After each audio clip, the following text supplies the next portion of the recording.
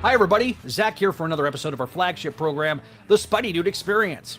This episode is brought to you by our loyal patrons over at patreon.com/SpideyDude Network. Pledge today and get both early access to content on the main channel, as well as entirely exclusive content, like brand new shows and commentaries for old Spidey stuff, including commentaries for the MTV series, for example, as well as the video editions for Voices from the Area Gargoyles podcast. And our Patreon first show focused on the Krakoan era of X-Men. We also want to encourage you to check out our other programs that are all available on Audio Edition. These are all over on Spideydude.com, and they're available on your favorite podcasting app.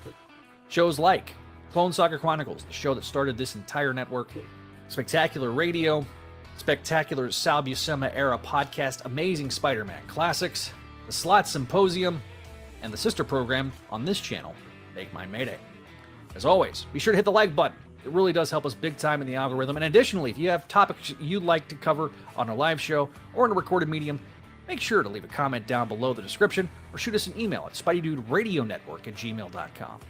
Finally, make sure to join our community. Be alerted to all new updates by hitting that subscribe button and clicking on the bell. But to be clear, your viewership is more than enough for us.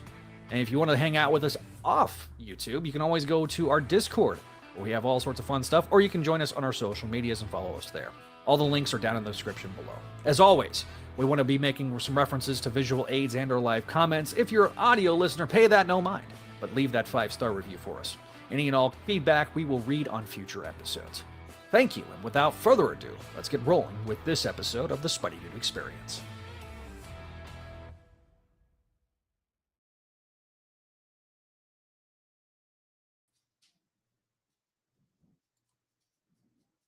Hello, everybody, and welcome to another episode of the Spideydude Experience. I am Zach Joyner. You'll notice if you're watching on the audio edition, or video edition, excuse me, if you're listening to the audio edition, you don't care. But if you're listening to this on the video edition, you'll notice that I don't have my camera. That's because my computer's in the shop, so I'm having to improvise a little bit. I am joined by the Limited Man for a short period of time, the host of the Books of X podcast. A new episode now has been released on patreon.com/Spidey Network. Limited Man, welcome to the show. Why am I here? You were just here to help out. Okay, I'm leaving. Bye. Bye, Neil. All right. Next up, we have that grumpy old guy. Yo, I'm so happy to be here. Thank you for being here, there, grumpy old guy. And finally, the stalwart of the show, Mr. Adam, a.k.a. at Enchilada Legs on the Twitters. Hello. How's it going? Welcome to the show, my man. And I do apologize that you can see my mess. I don't have my green screen up or doing any funny haha shit right at the moment. Well, you know, I mean, sometimes you can take a break. It's all right. It's okay. It's okay. Well, it doesn't help the fact that I streamed for probably about 60 hours so far this week. But why? Well, the stuff I cover, big shit happened, and now I got 140 subscribers. Woohoo! All right, so there you go. If you're watching this live, leave us some comments so we can have some comments to react to. We're going to be covering 4 books tonight. Oh no! We're covering 4. Yep. We're going to talk a little bit about Spider-Man 92, Spider-Man Born, ASM, okay, and ASM. So all right. I am having to use this slow as effing molasses computer. That's on you. I know. It's my fault. Yeah. You know what the best thing would be right now? For me to mute myself. No, fuck off. All right. Images.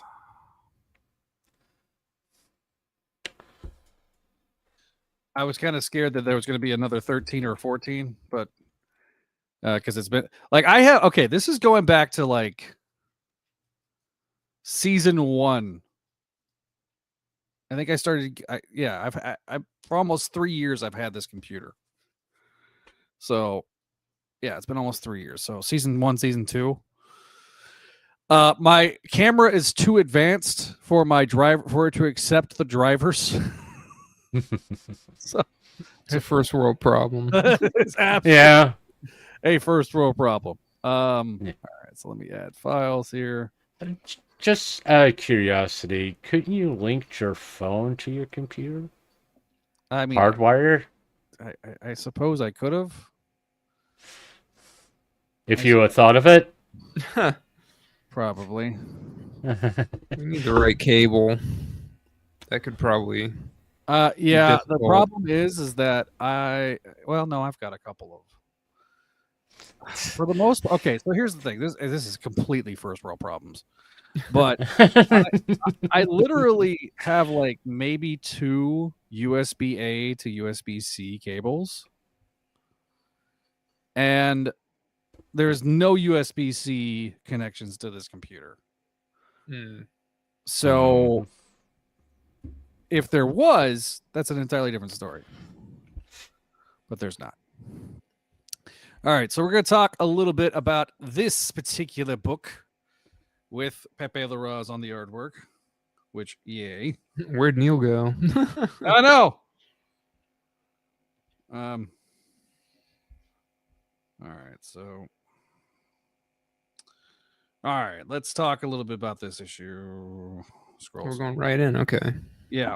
Do you let's want to do New York Comic Con? Yeah, let's talk New York there wasn't much, right? I don't know. What was there? I barely paid attention. There was So like there was- some MCU stuff and like there was Marvel TV stuff and the crossover, I guess.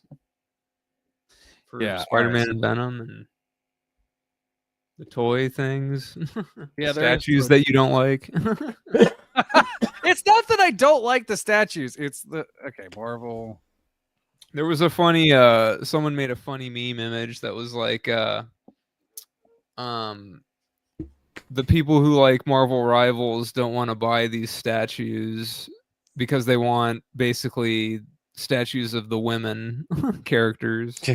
Like you got the audience wrong. Cyric 2001. Hey guys, glad I could catch this live. And it's so sorry. It's not Thanks for watching. Thank you for watching. Yeah. Absolutely. All This right, will be the worst episode we've done in a while. Oh, yeah, we're totally prepared for this episode, as you can tell by our wonderful host. You know Walter's what? Totally unprepared for this episode.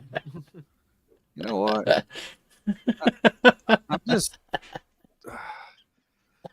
I mean, Zach, you sound good, so that's Yeah. fine. Yeah, that's good. You sound better than usual. That's because I made sure to make sure that I wasn't using the onboard mic instead as opposed to my regular mic. Yeah. I mean, that has happened several times recently.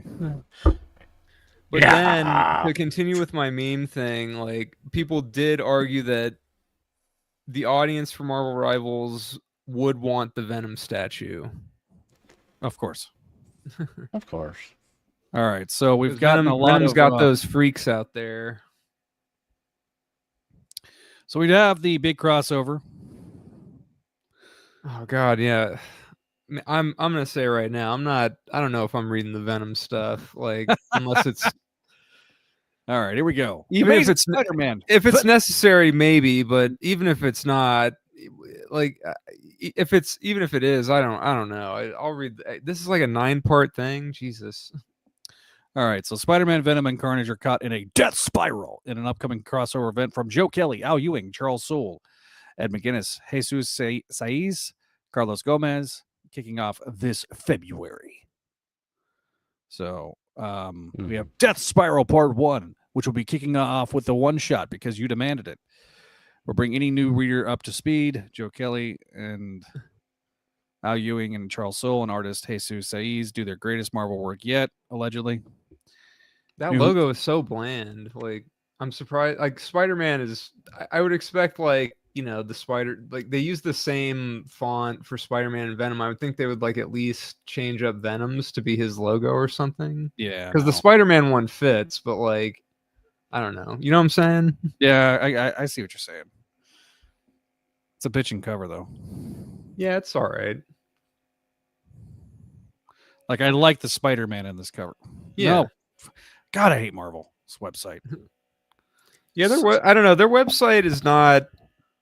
I feel like I've said this before. I feel like it's a little too. I don't know what it is. It's kind of odd. Like sometimes it's not that intuitive to find stuff on there. No, it's not. It Like, just feels especially like, if you want to look through like comic series and stuff. Like you have to like go through so many different things. It's like like I don't know. Like I it's feel like DC does it better. yeah, agreed. All right, so basically the Venom that Spider-Man Venom one shot will be coming out in February, and then March and April will have this particular thing. So Eddie Brock is Carnage, Mary Jane is Venom, and Spider-Man is Spider-Man. So Cats and dogs living with each other. so this is going to be. Oh, is Venom now going to have the legacy numbering? Yeah, they're doing that pretty soon. They're doing a 252 with Tom and Ron are back for a like a Spidey black suit story in that. So yeah, because it's Venom 252 and Amazing 252. So yeah. Why don't you just do that with Amazing Spider-Man, you cowards? They do. What do you mean? They have they do the legacy numbering for only for the anniversary issues. I mean, it's on. It says legacy on all of them. Okay. Like, all right. The other. Well, I don't actually. Well, that's the thing. I don't know if Venom is like keeping it or if they're just like I think I don't know if they're reverting back to the main legacy numbering all for the whole time for Venom. I think they should just do legacy numbering period and just stop. At this point, like, could it hurt? I don't know. So, all right. The other big news is the next big thing panel. They basically announced all the Ultimate books are ending. So we already knew that Ultimate Spider-Man was going to end at the end of the year, but Ultimate X-Men, Ultimate Black Panther, Ultimates, and Ultimate Wolverine will end. Now you have Ultimate Black Panther ending in January, X-Men in February, Ultimates in April. Yeah, they're all basically ending like at their 24th issue, except for Ultimate Wolverine because that's a lot newer. So so basically issue 24 is the end of the current Ultimate Universe. Let's see. We've got Marvel TV. There might have been a hint that Daredevil is going to appear in Brand New Day. Oh yeah, maybe, I don't know. So we do know we're going to have Friendly Neighborhood Spider-Man season 2 coming out. Oh yeah, because they said the main like TV guy said like, well, we've been working closely with the Brand New Day team. Also, somebody asked him because here's the thing: if you look, there's a video of Charlie Cox getting asked about Spider-Man because your Friendly Neighborhood Spider-Man is going to appear in season 2. And I think like at first he was very confused, and like there was like a look of sheer panic on his face, like, are they talking about this? What do I do? What do I say? Your friendly your Friendly Neighborhood Spider-Man. He's like, oh yeah. The cartoon that you did a voice for probably years ago at this point. Probably 3 years ago, yeah. Well, because it was like I saw that too. Like they someone asked Elizabeth Olsen about Wanda and Marvel Zombies, and she was like, I recorded that in my house like in 2021. I don't remember anything really about it. Yeah, like it's like, god damn, man. Yeah, I mean, some of this stuff has been long gestating. So X-Men 97 season 2 was also teased. Born Again season 2, which we get confirmation Kristen Ritter's going to show up as Jessica Jones. So that's going to premiere in March of 2026. X-Men season 3 is in the works. Summer 2026 for Spider-Man or X-Men 97 season 2. That should be good. Man, Kristen Ritter has not aged a day. Like, look at that woman. My God.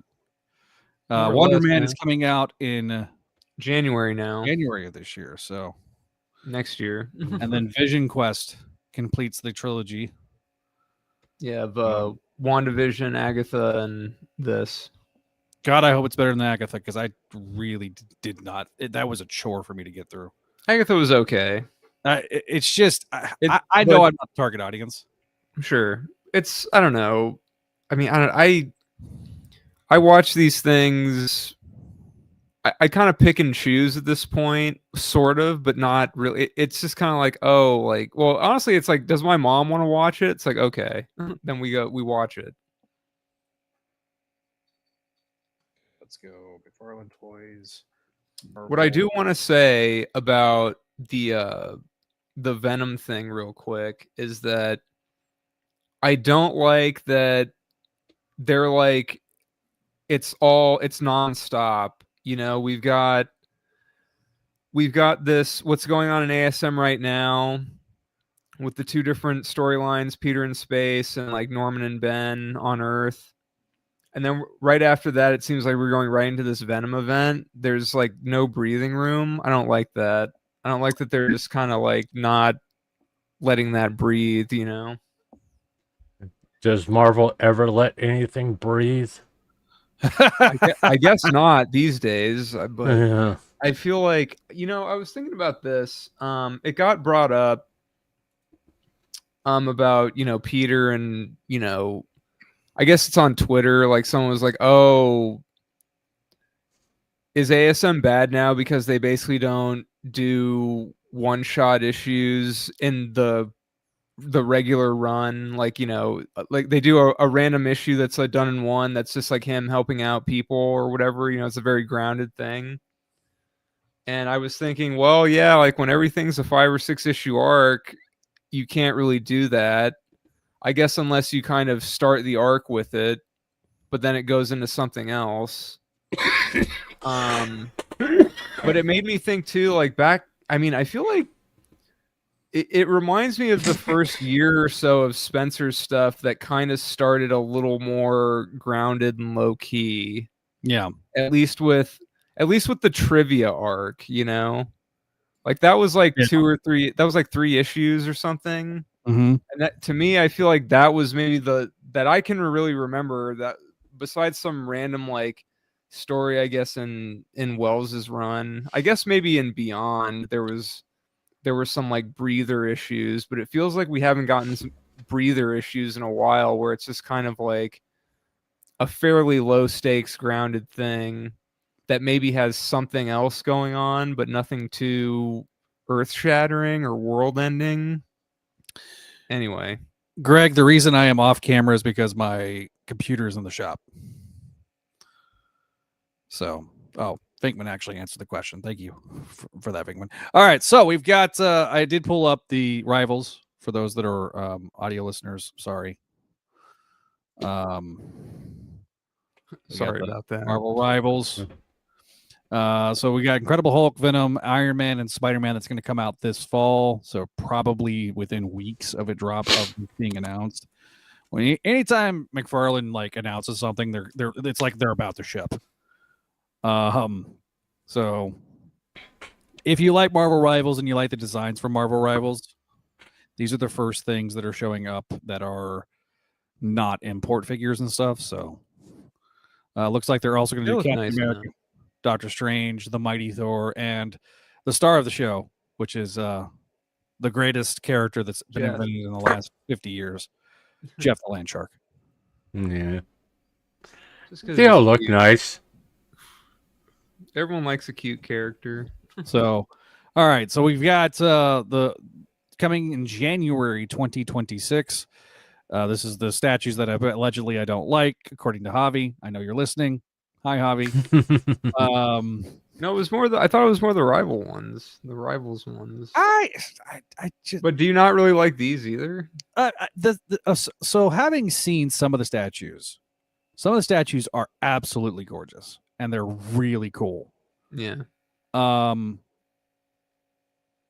did you see Brad just got that corner box one? That actually looks really good. Yeah, the corner box one looks good. Which speaking of, you can watch a video about that on our YouTube channel. Thanks, Javi. Once again, shout out to Javi.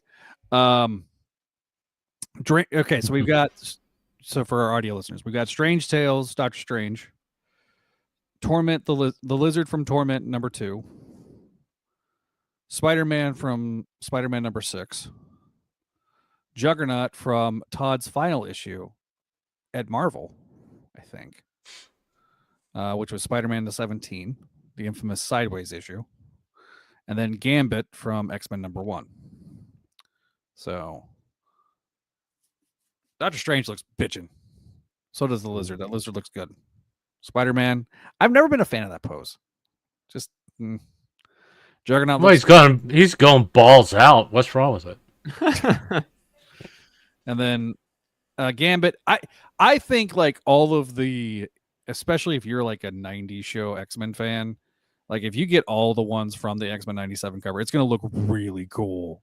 All of them together, like kind of interconnected. So that is the McFarlane Toys panel. And the final thing from New York Comic Con. Oh, let me stop sharing. Is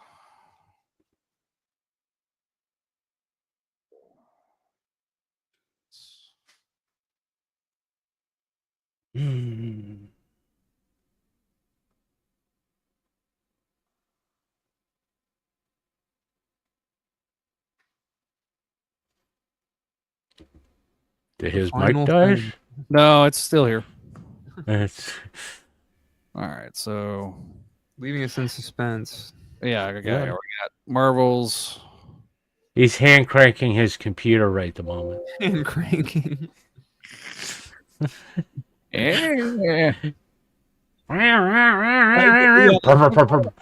have seen the McFarlane Spider-Man #1, and that honestly looks super nice. So from Gizmodo.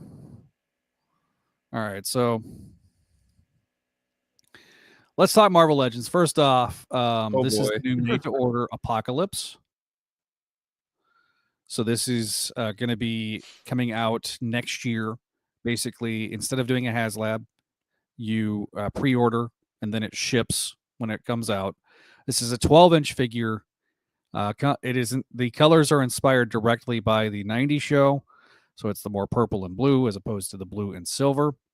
This looks really good. This looks like a Mondo figure, and the Mondo figures are significantly less. A lot of people are bitching about the fact that it's $120, but considering the size and scale of the figure, I'm kind of like, I think it would have been better if it was $100, and I think that would have been probably more palatable. But again, it's Hasbro. They're going to try to milk us out for every single dime that they can possibly do.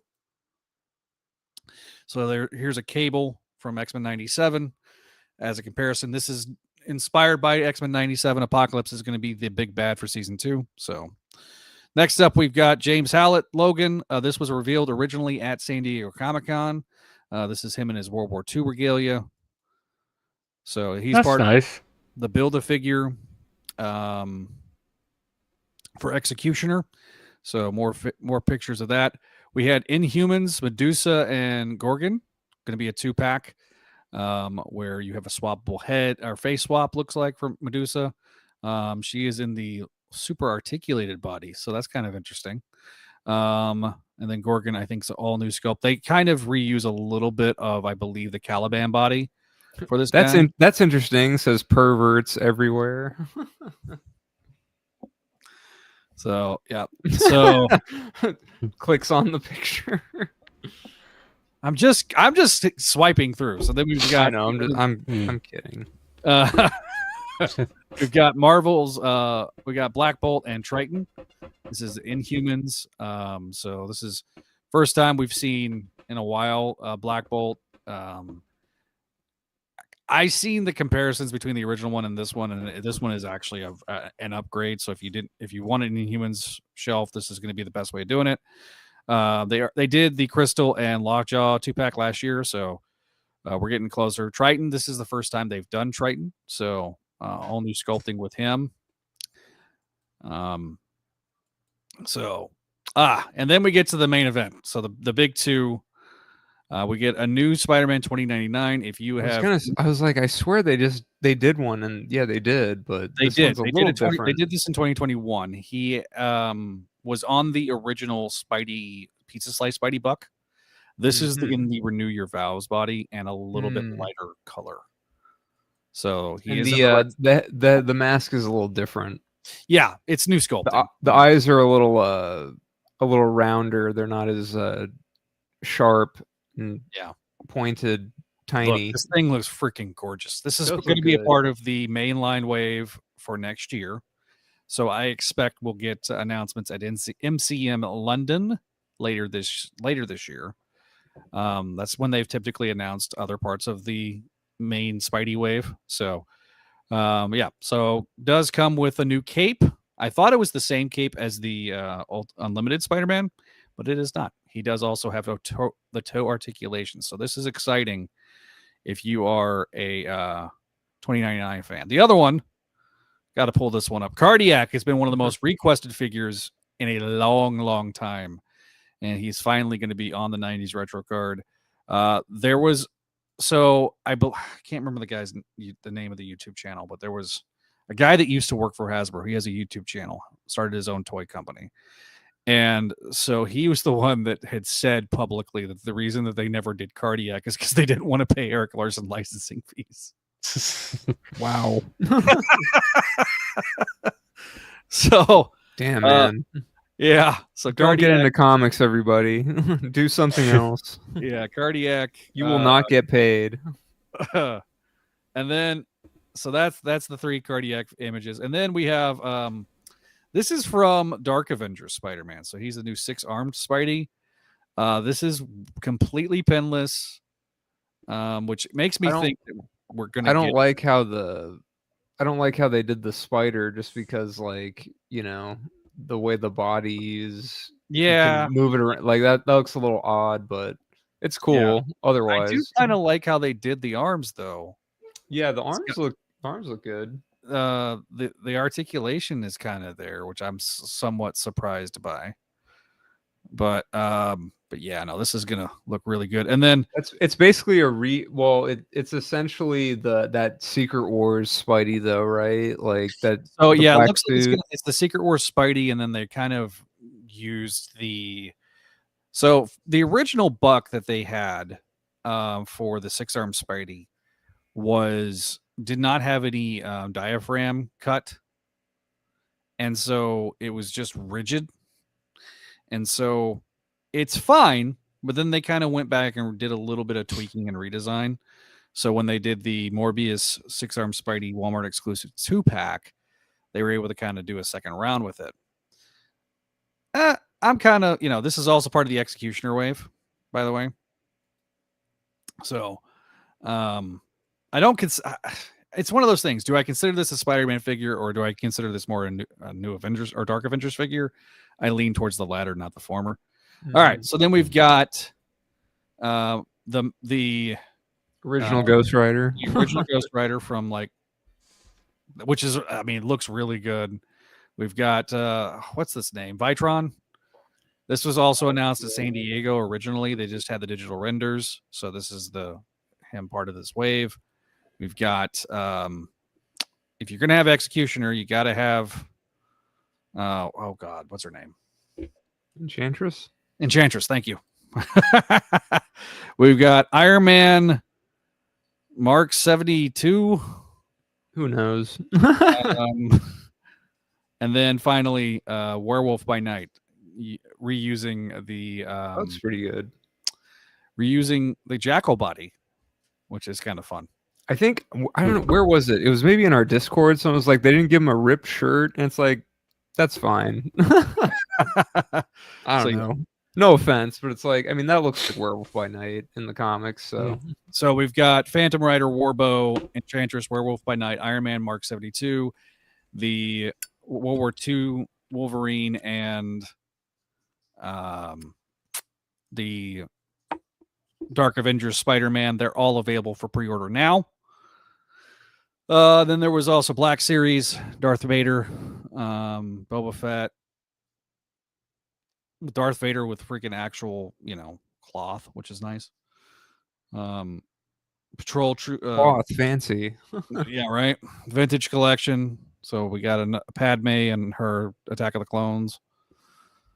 Vintage collection, and then they also did so yeah, these will all be kind of coming out early 2026.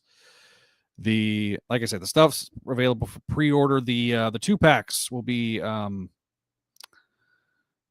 later this month on the 29th. So what you guys think about all the reveals of the toy figures, let me know in the comments. So We got a bunch of comments.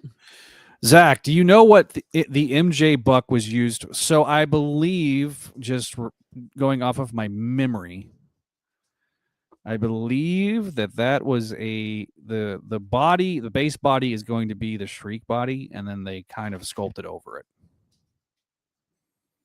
They sold a bunch of corpses from the 86 Transformers movie. And yes, Amora the Enchantress. Yes, I am a Philistine. Greg says also no carrion figure is Hasbro afraid of selling us a corpse. I mean, they've sold us a dead Optimus Prime. Is this the same mold as Doppelganger? No, it's not the same mold. It's been updated. So that original mold, basically what they used for Doppelganger was the same mold they used for the 6-armed Spidey first. So he's happy that Al Apec, however his name is spelled, is getting a figure. I always thought he looked cool. Valaverse, thank you. Valaverse is the company name. Bobby Vala, thank you. That's who I was thinking of. All right, so Apocalypse looks cool, but I don't like the color scheme, says Greg. I mean, look how much it comes with. I see where the money went. I pre-ordered Enchantress. I'm really happy that the Mysterium Iron Man armor is getting a Marvel Legends. He really likes the armor. Thad 2099 looks great. 2099 looks really good. I've always hated how skinny Miguel was on that older body. Always felt like he should be bigger. Cardiac arrest. So, but yes.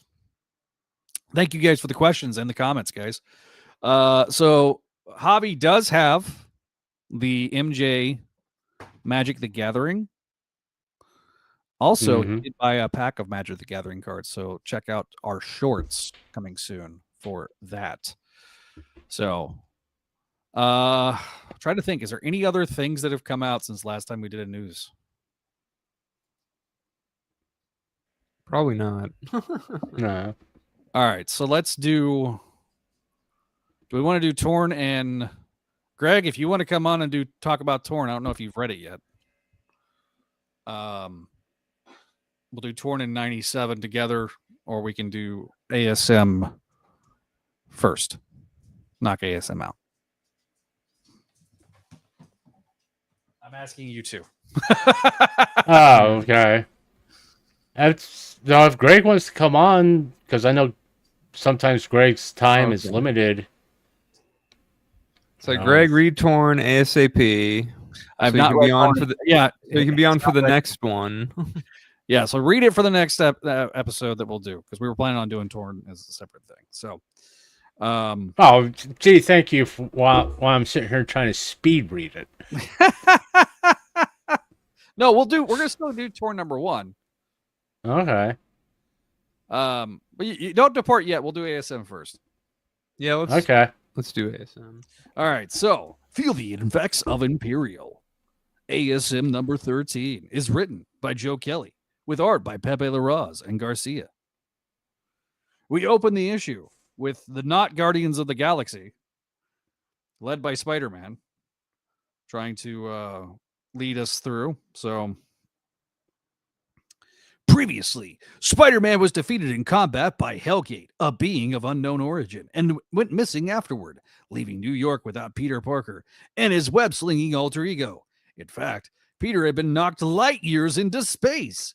After weeks spent starving, Peter was finally saved by Dr. Xanto Starblood, an extraterrestrial scientist. In response to his devastating loss, Peter wanted Dr. Starblood to make him stronger, so when he returned to Earth, he could defeat Hellgate for good. But their research was cut short when Peter discovered that Starblood had been secretly experimenting on sentient beings. When the good doctor refused to release his specimens, quote unquote, Peter sprang to action, and with the help of his brand new techno-arachnid suit. So, all right, Pepe Larraz, Marte Garcia, Eric Arnquinea are the color artists. I probably butchered your names, and I am so sorry. All right, so, all right, we then cut back to Rocket Raccoon helping Peter. So Peter's like, non-lethal, right? You're using non-lethal bullets. There's no. Yes, of course. Asterisk. There's a lot of then and now in this issue, and it reminds me. It takes me back to the days just a couple months ago when we were reading Greg Weisman's Spectacular Spider-Man. I do wonder what Ashley would think of this one. Yeah, a few days ago. We need to kill that right now. Okay, Rocket, I hear your case. Listen to your evolved betters, Pycon loser. Not helping, Xanato. Basically, let me kind of speed run this recap. Oh, okay. Oh, just a little bit, just because Please. because I think there's a simple way to do this. Basically, like, we have the not Guardians of the Galaxy led by Peter in his new suit. They're doing a, what is it, like a, they're like fighting some, like, you know, inner space, I don't know, something. The whole thing is, this apparently became a tie-in to the Imperial event, which is interesting, I guess. But it's like, oh, the galaxy is at war with each other, and they're kind of like messing up with, I don't know, they're doing like smuggler stuff, kind of, as Rocket thinks, but they're kind of not. Anyway, like, we follow. Peter has a moment with each member of this not Guardians of the Galaxy team, where they're, like, you know, fighting these bad guys, and it basically, we see them in the present. They're, you know, how they bounce off each other, and then we go, the whole thing is like, we go to right after Peter, like, frees everybody from Starblood's prison thing, and they're like, and everyone wants to basically either like kill this guy or torture him, and Peter's like, no, that's not the way to do it. And one of Rocket's things is like, well, you know, you live in a world where there is kind of justice, but like, this is a different thing, and whatever. And basically each of these members, like, one's kind of a pacifist, but he's like, oh yeah, I don't like this guy, so you can do whatever you want with him. He seems very chill and, you know, zen, but then he's like, oh yeah, F that guy. There's one who's like a warrior woman, and she's like, you know, she wants to basically torture him, and Peter's like, no. And then there's Rocket, who wants to torture him or kill him, and Peter's like, no. And was there another one? I can't remember now. I just read this, but anyway, it's a whole dichotomy of, like, they're all working together as a team, and it culminates in their fighting Black Dwarf from Hickman's stuff, and who was in Infinity War. And basically, I don't know, like, Peter basically takes on Black Dwarf when everyone wants to basically bow down to him and give up. Peter's like, no. And then Peter's ace up his sleeve is Symbi, everyone's favorite new chaotic symbiote character, who he just kind of like throws him in his face, and he's able to beat him. And that's kind of that. And then it's like, well, and Rocket's like, oh, don't you want to go home, Peter? And he's like, yeah, I guess I do. And then he's like, but he goes back to Starblood. He's like, I still want you to make me stronger. I want to, like, keep the experiments going. So to be continued with that. Yeah. I think that was okay as a recap. Yeah, that's not bad. That was off the dome. I feel like it just gets the point across, like, because basically it was just a thing, like, it's how Peter is working as a team with these different members, and how basically these different members all wanted to torture, maim, kill Starblood for imprisoning them, but Peter's like, this is not how we do things. So, shout out in the comments or in the letters pages by to Evan, Matt Roberts, friend of the show, and then Lee Michael Roberts. So, Yeah, I do. Carrick has I mean, the issue is all right. I feel like I'm just kind of tuned out of this Spider-Man space thing. Like, I mean, it's fine, but yeah, I don't know. It just feels like buying time. I don't know. I kind of wonder how Joe Kelly thought of this plot. Like, what did he think of first? Peter in space, Hellgate, Norman is Spider-Man, and Ben is Peter. Like, how? Because it almost feels like it's like, okay, it could be like, well, potentially it could be, well, I want Norman as Spider-Man and Ben as Peter for some reason. So what do I do with Peter? Well, I give him this cosmic threat that he can't beat, who then punches him across the universe, and then he has to do a Dragon Ball Z training arc to get stronger to beat this guy.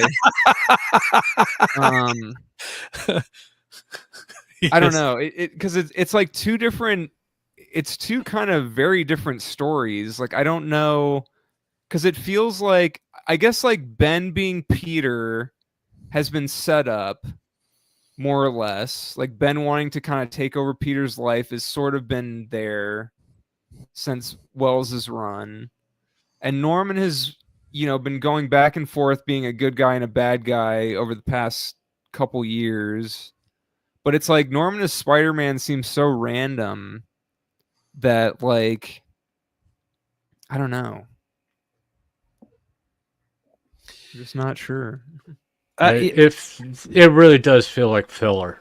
I just don't like both sort, and there was like recently there was talk like, oh, they should have done both. Like, they should have done the space stuff. They shouldn't have done it back and forth. They should have just done both at the same time. But I feel like people wouldn't like that either. I feel like people would maybe think that was also just kind of like, it's like decompressed or whatever. Having the two, like doing the Peter space story first, and then like the Norman and Ben story second, like, consecutively, and not having them both back to back in 1 month. I feel like that it's better to do it. It feels like it's like a no-win situation. Like, I think people would complain about both either way. The main problem I see here is it's the same problem I had with we're doing Brand New Day. It's like you have like one writer for 3 issues, then also another writer comes in, and you're changing gears, and you're like kind of like going, yeah. It's your brain's going, okay, I'm getting used to the story with Ben being Peter and Norman being Spider-Man. Now we're dealing with Spider-Man and what the? Yeah, that seems it's so out of left field. Like, it feels like, holy crap! It's Josh. Hi. Josh is here. I just came to say hey. Okay, but so we're talking ASM 13, and the reason that my camera's not working is because I'm an idiot and my Mac's in the shop. Cool. But it's to bounce off of what you just said, Adam. It's the Spider-Man space stuff it's not bad. It's a novelty thing. Yeah, it hasn't really been done before. Yeah, but I don't think the real problem here is we don't really get the setup for it. I mean, understand that Peter wants to be stronger. There's a setup, but it kind of is. It just seems like out of it's all based on like this villain that came out of nowhere to just like upend Peter as he got like some kind of stability, which was like barely anything, I don't know. It's like what we really don't understand how Peter got into space. It's like what the Hellgate punched him so hard he went into orbit or something. I mean, basically. Yeah, I mean that's the funny way to say it. I mean, there was probably it's you kind of, it seems to me like you have to kind of read between the lines a little bit. Like he was like, okay, you need to, this isn't doing it for me, so I'm going to basically, I'm going to put you out of your comfort zone. And it probably had to do with that like mystical woman that was like there for a panel. Yeah, I mean, we're missing a little bit of, we're missing a little bit of connective tissue here. A little bit. I feel like you, like I said, I feel like there's enough that you can infer some things, but you know, some people don't like that, and that's fine. I don't know. I don't need it blatantly told to my face, but kind of give me a hint. Yeah, I feel like there's enough there just to like keep it as like, okay, this kind of makes sense, but there's still a bit of a mystery that they can explain later. But I feel like it's mostly been explained, although it hasn't been explained. I mean, we know how Peter got into the situation he is with Dr. Strangelove. And I mean, finding him on a deserted planet and I'm going to make you stronger and all that stuff. But there's something, I just feel there's something just missing, really, that kind of make this story just a little bit better. I know, just something's missing just to make this a little bit better. It is cool to see him like take the lead and like try to corral these characters that are just, you know, I don't know, out of his kind of realm of stuff. But I don't know, it's just kind of, it just seems kind of too random and like too much of a novelty. Yeah, it's something like you may see for like a one shot, but not an ongoing story, really. And it's almost, this feels like this is like almost 8 Deaths Part 2. Where don't say that. Don't say that. Don't say that. It's maybe a little better because. So coming from someone here who has not read this at all, I haven't read since like 8 Deaths. At least they're actually doing and following through with the space thing. Because like I remember during the slot days, there was one part where like Peter jumps from space, right? Like he's doing something in space or whatever. And I remember reading that at the time, being like, "Oh, it'd be kind of cool to see Spider-Man do something in space." And then they just don't. All he does is become like a web meteor, right? And that's it. He just crash lands on Earth, gets a new suit, and so I will say we will get to that in the slot symposium. Yeah, I will say this. I need to watch and or listen to that episode of Amazing Spider-Man because they finally did manage to get, you know, the current writer of Amazing Spider-Man. I think it's a Neil. Look, Neil, passively listening to the show. Says Josh is on. Way better than 8 Deaths and even so far, and I don't even feel like it's happened. Return of the Revenge of the Son of 8 Deaths of Spider-Man Part 2.5 in space. No. I don't want to really live 8 Deaths. I don't. So for those that were audio listeners, I was going through the variant covers for the issue. Any that stick out to you, gentlemen? I wasn't really paying attention. Neither was I. I was more paying attention to the wrinkles on my face than what you were doing. All right, so we got this one. This is part of that series. I do like the Lieber Mayhill ones. Yeah. This is the Lieber Mayhill. This is the ones that have no trade dress. The trade dress is on the back of the deal. We have the Muppets. 70 years of Muppets. I can do without that one. I can do without one. Yeah.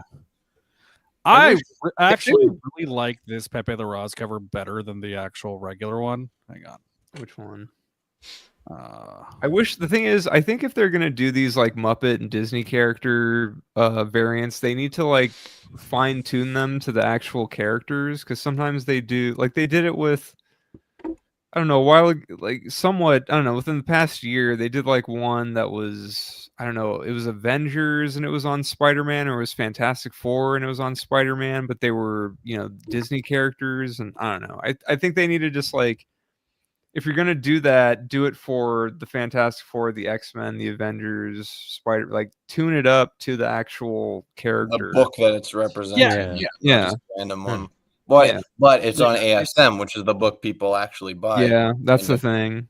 But maybe honestly, if they're going to do that, but I feel like they should do that on these other books because maybe then that'll make someone want to buy it as a collector's item. You know, like oh, we got the Disney characters as the X-Men on this X-Men issue. Then maybe that will actually sell more if they do that. I don't know. All right. I'm not the business manager of Marvel or whatever. So / Disney. I don't know.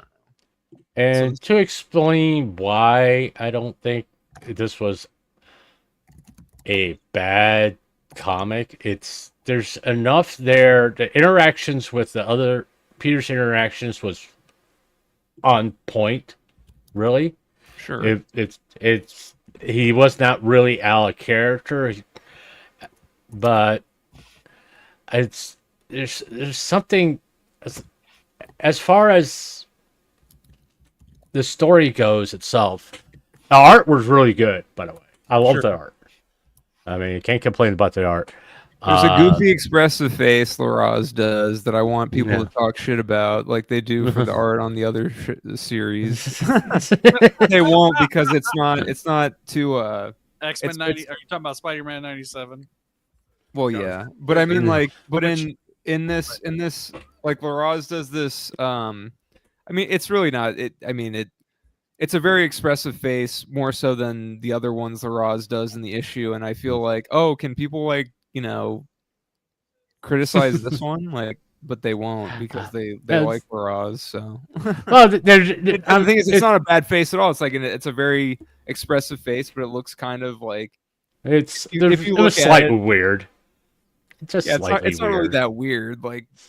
But it's just like it's a thing. Like I don't know, people seem to have problems with artists making characters have exaggerated faces these days. So, also don't they get too What were you talking about? The dog things from 8 Deaths? I don't. I kind of remember those, but I don't remember if they had a name. Oh, like the turds with teeth. Yeah. Yeah. Okay, that's what that was in reference to. Okay. The shit hounds. That's what I think I called it. Here's the thing. I support Crawl Space, but I don't watch every single episode. So if there's like Crawl Space lore shit that I don't like that's being brought up, I don't listen to. Yeah, I think I called them shit hounds on our show. Oh. Okay, I kind of did that. I've slept since then. I've shaved half my beard since then. It's the whole fucking thing. It's been. Yeah, he looks like he's. You missed that, Josh. He looks like he's 12 now. Oh no, I know. He looks like the thumbs in the Spy Kids 1 movie. Oh man.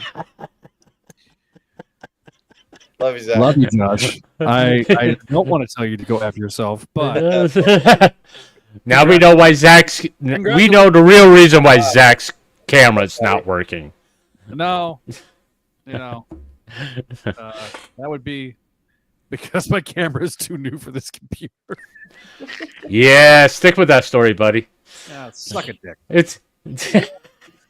Know what the bad thing, Zach, is? The next day I had to shave my beard. Huh.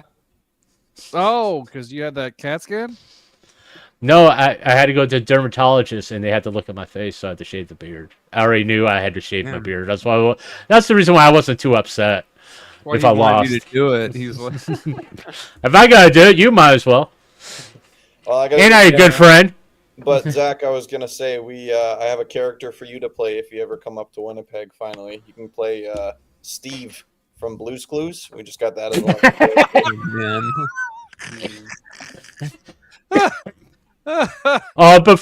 Before I forget, congratulations, Josh. Oh, thank you. Yes. Yeah. So for those that don't know, Josh is getting married. Yeah. Now I could tell him that it's a trap. Yeah, he says, yeah, like that. Yeah. Talking to 2 divorced men, you're getting married. Way to go. Yeah. But good luck. We wish you a lifetime of happiness with you and the missus. Thank you. I hope. You know, I'll give give you a little bit of advice. Okay, Yeah. when you wake up in the morning, you say those magic words every morning. Dutch oven. No, Dutch I'm oven. just wake up and say I'm sorry. Yeah. Yeah, don't go to bed angry. Yeah, They yeah. say. Don't listen, And Josh. and then you give her, and then you give when you go to bed at night, you give her a little kiss and go, I'm still sorry. Yeah. That's It works better than I love you. Yeah. yeah. Jeez. What did I do? I'm sorry. I'm sorry. You know, just No, listen. Truth be told, God Look. bless you. God bless the union that is about to occur. The union. And yeah, I'm excited for you, buddy. Because here's the thing: when I got to meet Josh earlier this year, and he was introduced to a Waffle House because that's the American way. You know, he mentioned that he was getting engaged very soon, and so we knew it was coming. So we were just expecting it to happen, and it was. So you took him to this high class joint called Waffle House? No, he specifically requested to go Hey, to one in Waffle House. Rome. Well, he can't taste food, so that was why. That and you know there was somebody getting irrationally angry, even though it was only 9 o'clock at night. So I was slightly impressed that he got a taste of the ambiance that is Waffle House. Yeah. Please tell me you didn't order a steak, Josh.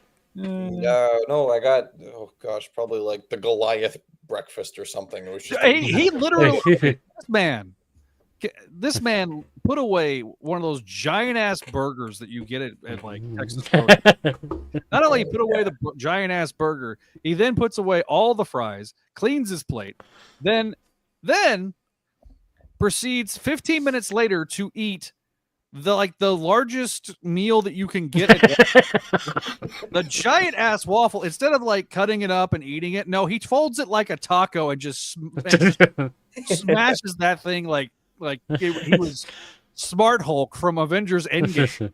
I was just like, Jesus Christ! I know. Look, comparatively, I come up to your fucking nipple, but like, I was like, Jesus, where does it all go? Hey, let's not take Josh to an all-you-can-eat buffet because they'll go out of business. Yeah, you know where it goes, Zach? It goes to all these events I'm doing. Man, on Saturday I got to do the Flash at a little kid's 1 kilometer run for cancer. Oh, every kid's gonna want to race me there. That's how I stay in tip-top shape. And I mean, unlike the 3 people here, Josh actually works out. I don't work out. I don't work out clarify. intensely, but I exercise. I walked up to Josh for the first time. Josh stands up. He then proceeds to hug me. I felt like I was a child being hugged by an adult. You don't want to answer to that question, Eric. You don't want to answer to that question. Because I'll answer that question for you if you really want me to. I am 5'8". Josh is like 6'9". Jesus. Wait, are you actually? What are you like 6'4"? He's Okay. really 6'4". I think my friend is still taller than you. Yeah. So Zach, you're basically saying if Josh says hold my beer, he'll set it on top of your head. Yeah, yes. If Josh had a Canadian lager and say hold my beer, use my round ass head as a Zach had to hold his breath when he gave me a hug because it went right into my armpit and just yeah. like he gives me a hug and I look up and I'm coming to his chest where it has the Spideydude Radio Network logo on it. A custom made Spideydude Radio Network shirt, which is awesome. And you're like, Mama, I'm coming home. That's like, hey Josh, is this what the embrace of Christ is going to be like? Just out of curiosity, Josh, when you first saw Zach and you looked at him, and you said, "Oh, you're so cute! Look how tiny you are." Let me give you a little rub on the head. Oh, it shines up. It buffs really nice too. No, that was I had a feeling that was going to be a lot of people's reaction. Like, geez, you really are tall. Yeah. Well, I'm 5'11". I'll look up at you and go, "Hey, at least you can reach the stuff on the top shelf." Yeah, exactly. It's Cool. all those bags of milk here in Canada that we drink. Oh God, yeah. First of all, what the fuck, man? No, bags of milk. I haven't seen that since I was in kindergarten. I haven't seen It's- Hang on, that but since all bullying the hour, I Canadians- was on. No, Oh, thanks, Dan. okay, Quill Sniv. Don't let him on. Please, it's not bullying hour for me. It's my own show. When I'm here, it's always bully Zach hour. All right, so let's talk about Storm and Norman as Spider-Man. How's that sound? Okay. I gotta get going anyways, but good to see you guys. Yeah. Oh, Neil's here. Hi, Neil. Hi, Neil. Neil with hair. Neil with Zach hair. has none. Zach has not. It's fun if you can't bully the host. Well, I mean, It just, I don't know. It gets old. To be fair, Josh It is doesn't in get old power for like Walter, 7 episodes but- of Spider-Man Limited with me, so he doesn't want to get fucking sick of my presence before then. Okay. Yeah, that's true. It gets old, and so is Zach. Good night, everybody. Walter's older. You missed a golden opportunity, Neil. You should have said Neil with beard. Zach has no beard. The hair implies Zach has all some the hair. kind of beard now. I think it's been 2 weeks. I've got some stubble. It's not much, but He's ashamed to. The real reason he's not on camera is he's ashamed. No, I'm just kidding. Yeah. So it's because my camera literally doesn't work. Yes. Yeah. Hey, you can just keep with that story, buddy. Just stay with us. So Hey, Zach, the difference between you and me is I have hair I can stroke. And it's true. That's true. someday I- you may not I know was Stroke re- master. about that. I gotta ask this question just to get out of the way because it's gonna plague me for the rest of the show. Okay. What did your daughter say, Zach? He's like, I haven't seen my daughter in a couple weeks. So I refuse walked to let in. Gabby see me this way. I walked in because I had to pick her up 2 days or 3 days later. So I picked her up, and the first word out of her mouth was, "Daddy, you shaved." I would have been funnier if it was like a Full House bit where it's like, he's dead. Ah! It was so she's the first time that she remembered me shaving. The first words out of her mouth were, "What did you do to your face?" So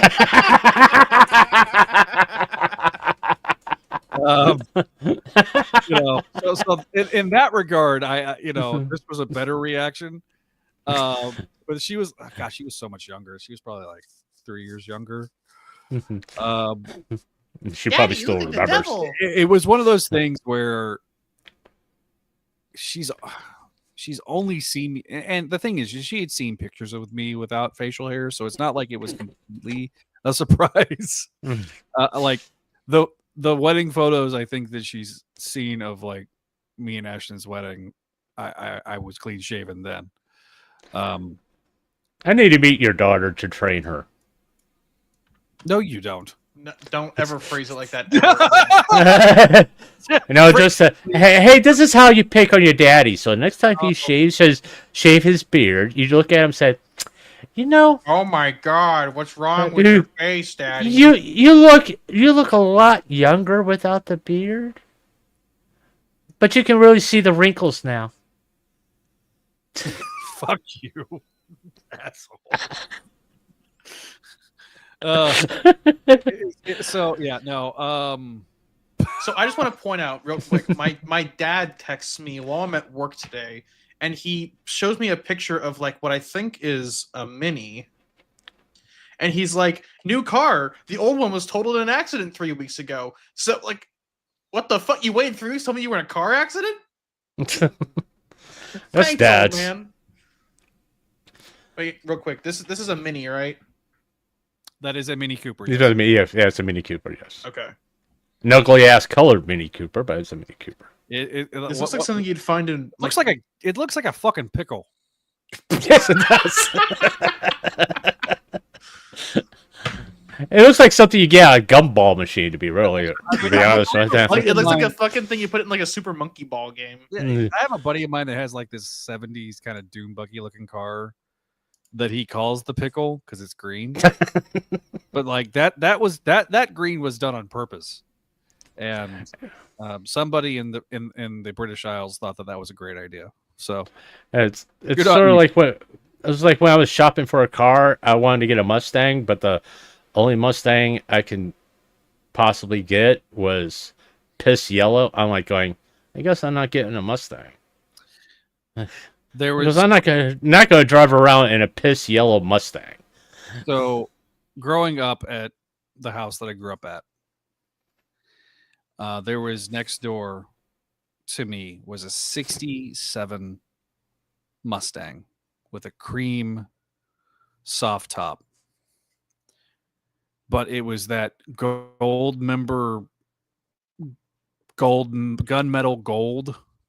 You remember that color? Yeah. Walter? Yeah. And I'm like, man, this thing would look so much better if it was like candy apple red or freaking deep blue. Any color than that. Any color than that one. It was still a cool ass car, and I was able to drive it whenever I wanted. But God, if it was any other color, that thing would be. And the thing about that car too, everything was original.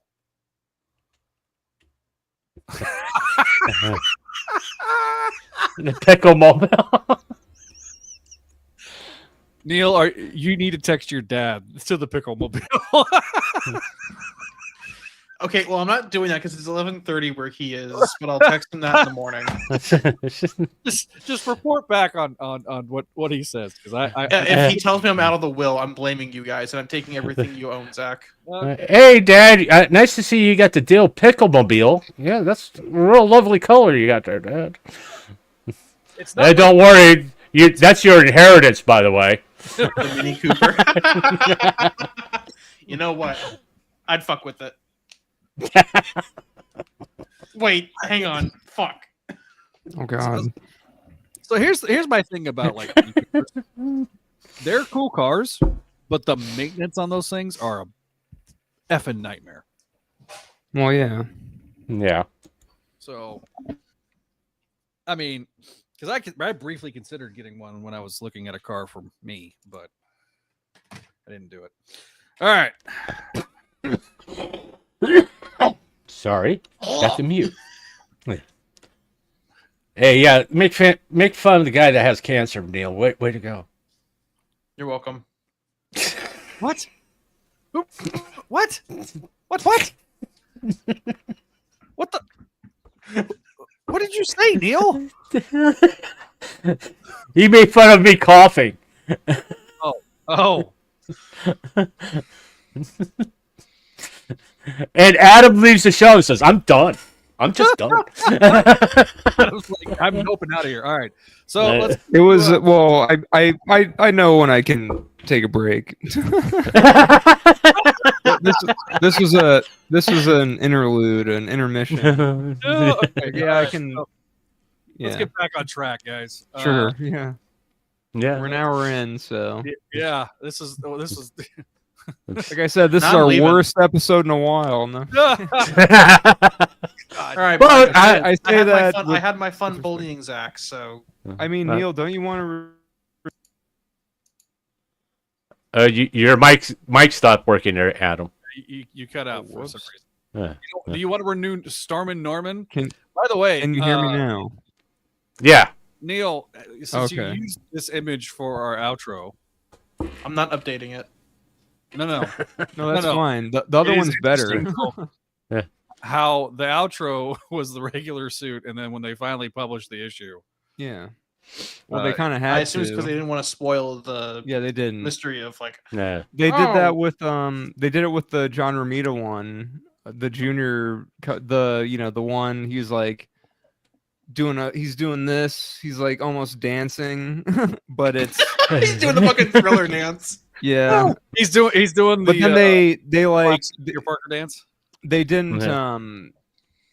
they originally posted that, and it was just like this pose of like, you know, him doing this, and it's like, well, what's he doing? And then they put it in context with the Bugle headline, and like he's got the web shooters on, and he's doing the thing, right? He's doing like the he's doing that. Well, he's doing the this, Pepe the Frog anime punch pose. Yeah, he's like this, and like because they released that as just a regular Spider-Man, but then it was like that was kind of the debut of Norman as Spidey, and then when they actually released it, it had like the trade dress, the Bugle and stuff, and then they the new brutal Spider-Man. Yeah, they did that thing, and so what? For all intents and purposes, it was regular Spider-Man, but then it's like, oh no, it's not.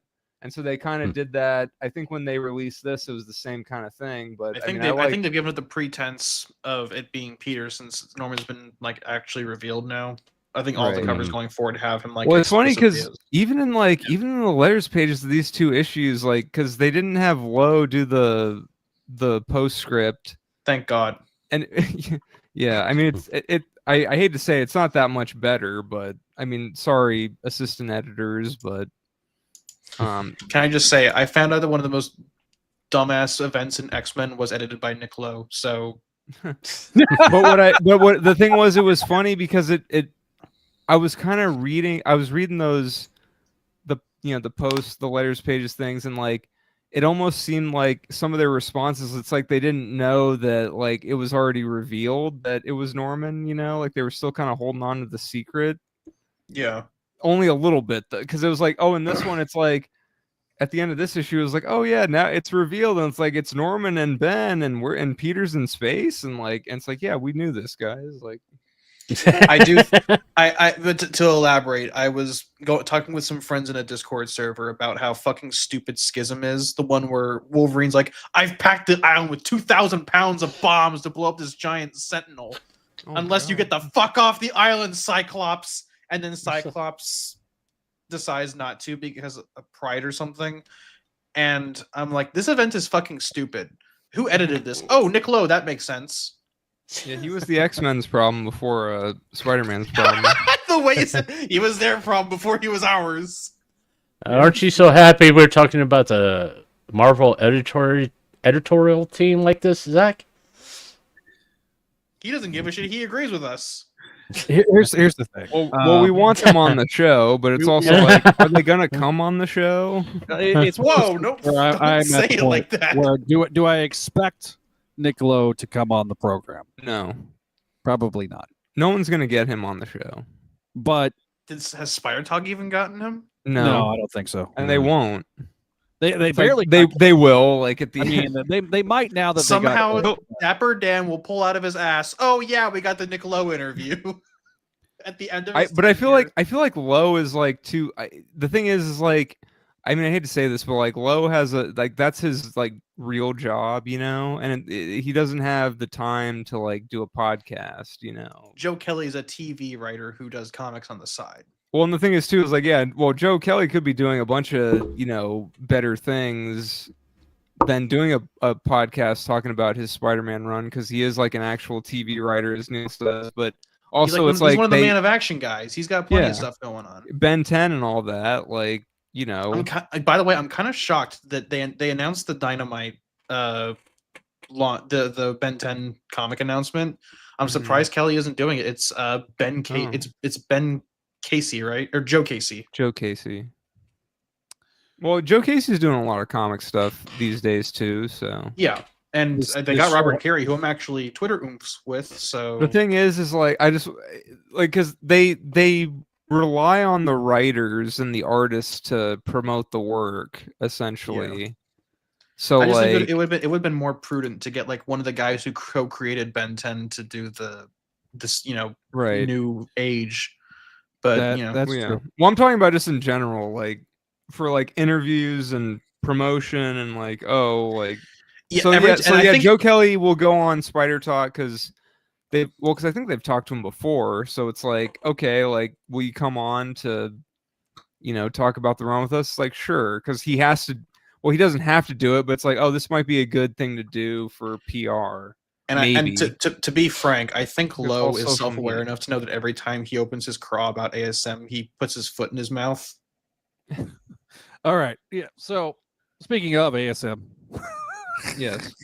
Well, because didn't someone at it was in New York, right? They did a panel at Comic Con. oh god, this will be the third year in a row if they pulled this shit again. They didn't. I didn't see any like. Well, someone did ask a question about something, but it wasn't really about Peter, Mary Jane, or maybe it was. I don't know. It I am was. shocked. So basically, the question was, like, why does Peter have to suffer? Why can't he and MJ be happy together? And Lowe gave the boilerplate answer of like, it creates drama. We like telling the story. Once again, I don't think Marvel fans have realized that you have to frame the issue in a way that makes Lowe look bad instead of like asking the same question over and over again and hoping for a different result. To me, And it's funny because even when Lowe has the framing on his side, he can't for the life of him, Lowe can't answer a question without sounding like Weasley. Like, oh, we want to keep them apart for the drama. Right. But in this optics game of making things of making Lowe look bad to support your argument, you need to frame these questions in a way that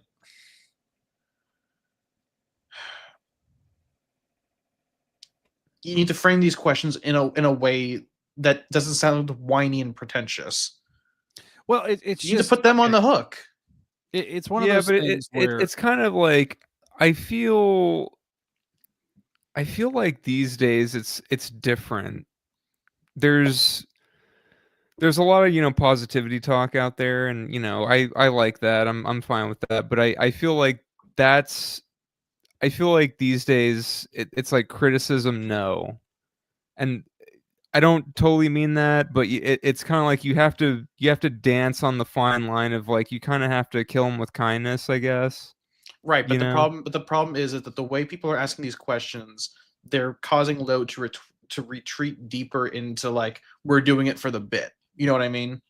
I guess. Where it's like it's all about the drama. Like, what else is he gonna say though? Like, that's what I'm saying, is that the way that people who are asking these questions are asking them, they're basically they're hoping he'll answer different. Like one day they'll ask Lowe the same question they've been asking for the past 6 years. it's the same type of people that sit there and go into hot girls DMs and just say, "Hey."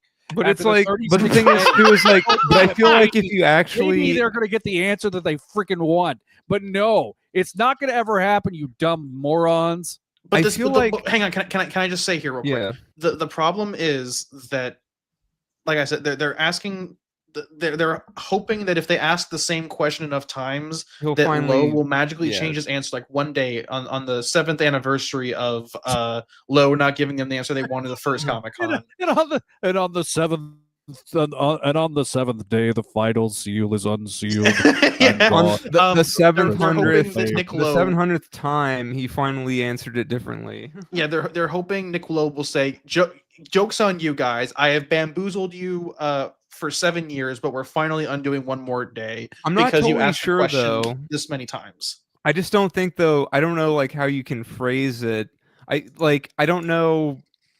You'd have to be really, eloquent and charismatic, I guess, to be like, "Hey, why are you doing this?" and him to actually like give you a sincere answer that's not just like, "Oh, for drama," Like after the 900th time, he was asked the same question. I just don't know like how I don't know how like, because the thing is, cons aren't really the forum for this. They pretend to be, they appear to be, but it's more like, we're doing you this service, like, or they maybe feel like they're doing that. I don't know. Maybe they do, maybe they don't. But I just feel like it's not.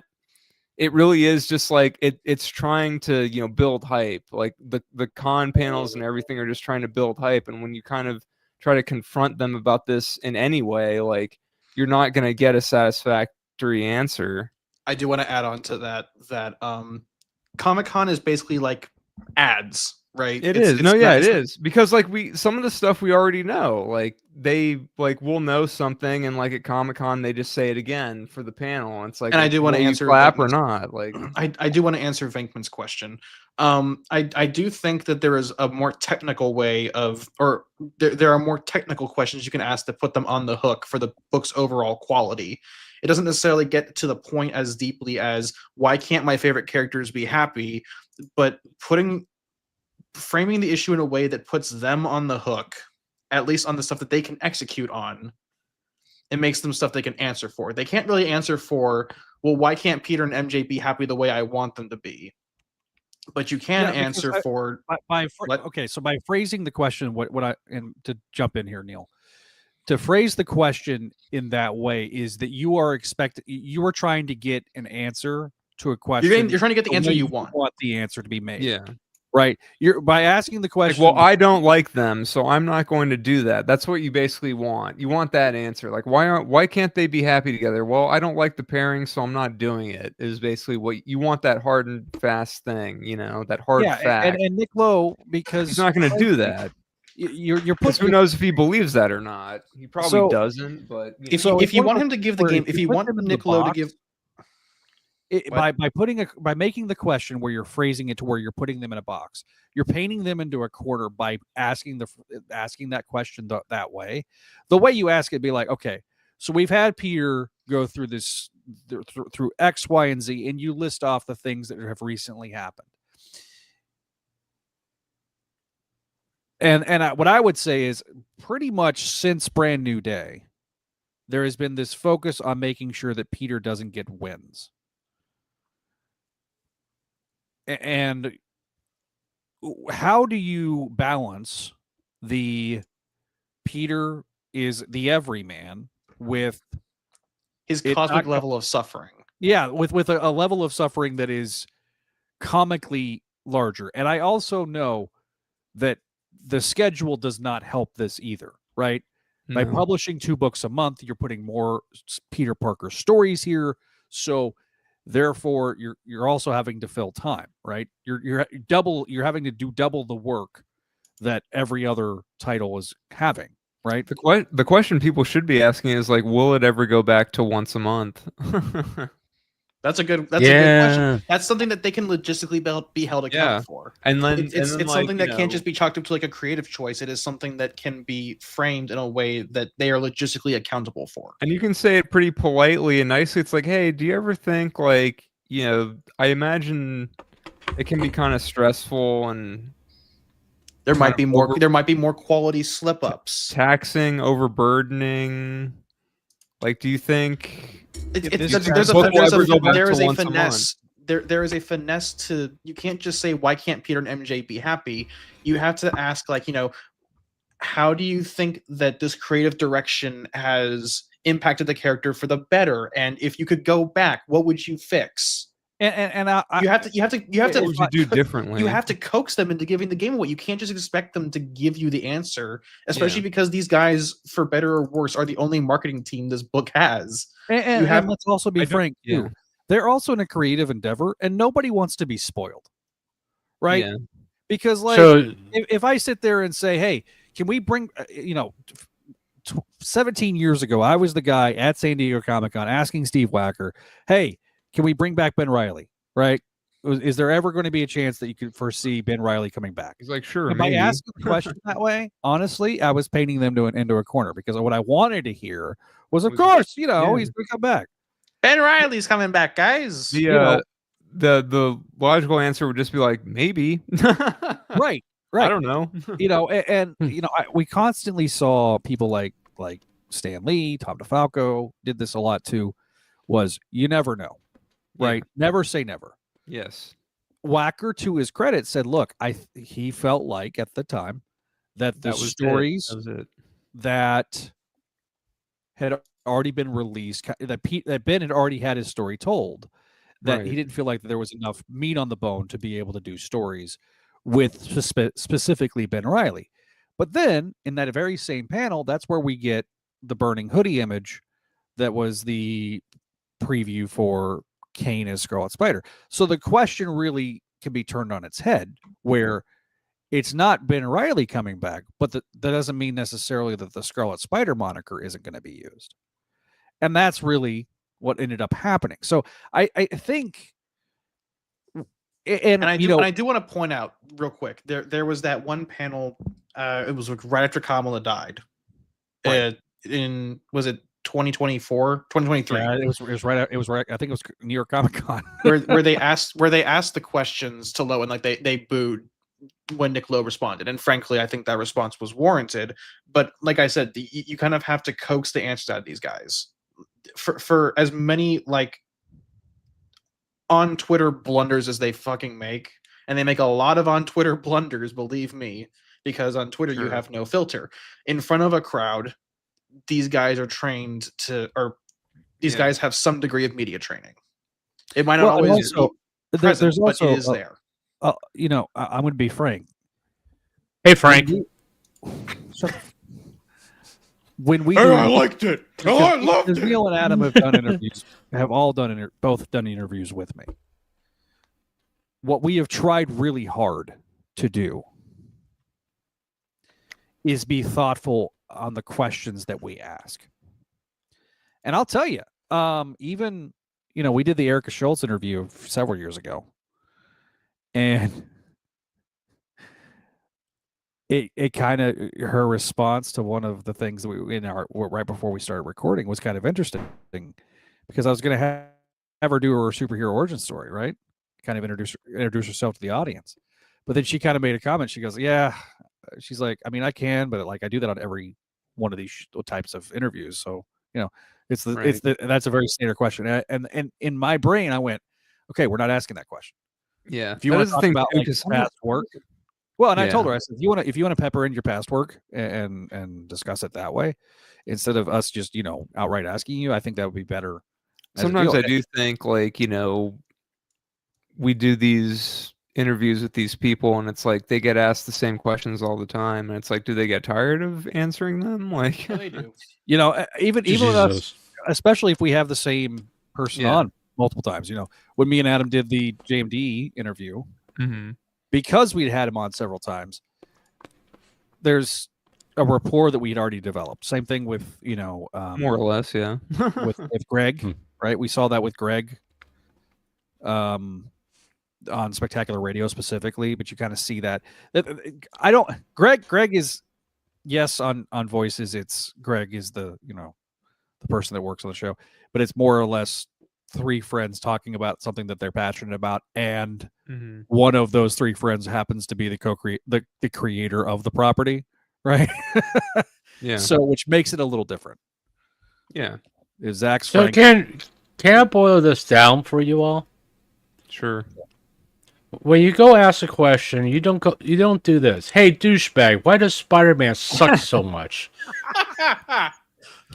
Well, people don't do that, but yeah, you're right. Well, I mean, you could even frame it you could even frame it that way. Like, say Spider-Man has some controversial runs for the past couple of years, even including the back end of Nick Spencer's run. Can you offer us some insight into the creation of those storylines? Again, you need to frame these questions in a way that puts them on the hook. I still do think though that panels at cons aren't really the form for this, really. No, absolutely, you know, not. Like, the form factor is actually sitting down with them. Yes. Utilizing the panels as a means to get closer with them.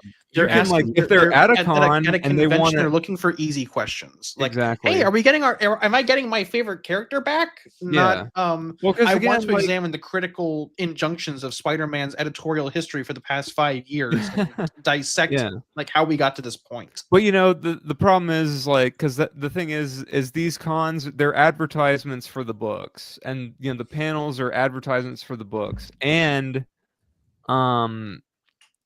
if you want like a more in-depth thing, you basically try to find them in Artist Alley or their booth, wherever it is, and maybe talk to them in that way, and then maybe they'll give you the answer you're looking for, but also give you more insights into the answers they give. And I'm going to be frank. Let's use Zeb Wells as an example. We're on the on like the official con panels for Marvel, Zeb Wells is going to give you boilerplate answers about what's upcoming. But people went to him at like conventions, like where he's on, not was it Artist Alley, I guess, where the writers go. More or less, and he's willing to give you much more candid answers about, like, I don't think this thing worked out in the end, and that's okay because I view it as a writing experiment. Like you get much more of an inner look at how a creator approaches a topic when they aren't in front of like the event made by design to get publicity. The problem kind of is that like this is the one shot that people feel like they have to kind of ask these questions to these people in like an actual official capacity, probably, on the panel. And they maybe don't want to like actually do the one-on-one thing. It's like, because in some ways it's a blood sport, right? Where they can be the big super tough guy on campus and go, why won't Peter and MJ get back together? No, I don't think it's that, Neil. Like, I think that people, comic book fans especially long-term comic book fans, no, this is the only time they're going to be able to air their grievances. Now they have multiple ways they can do this. Yes. And one way is to be blunt about it, like, "Hey, douchebag," or they can, or they can just say if you're with Lowe, and you go say, "What's your thought process behind always making Peter a miserable character all the time?" Especially with someone like Lowe, who's an editor. Like, he's not going to be around the con. He's just going to be on a panel. So it's like, oh, this is my shot to ask this. But the problem is he's just going to give you, like Neil said, a boilerplate thing. Because again, you're not wrong, Walter, that I'm hyperbolizing on that. But I do think some people, like I've seen some people who ask the question in a way that's designed to get like, and then everybody on the bus clapped kind of response. Where it's because everyone kind of has the same internal idea of like, we all want Peter and MJ back, and they get to stand up and be righteous on their platform, and everyone in the panel, everyone in the seats can clap, and everyone in the bus claps, and their name is Albert Einstein. Reported that way, I think. Like at some of the panels in the past couple years, like people have asked, like, oh, why aren't Peter and Mary Jane together? And it's like, and then the audience, there was a huge applause. And then the audience claps.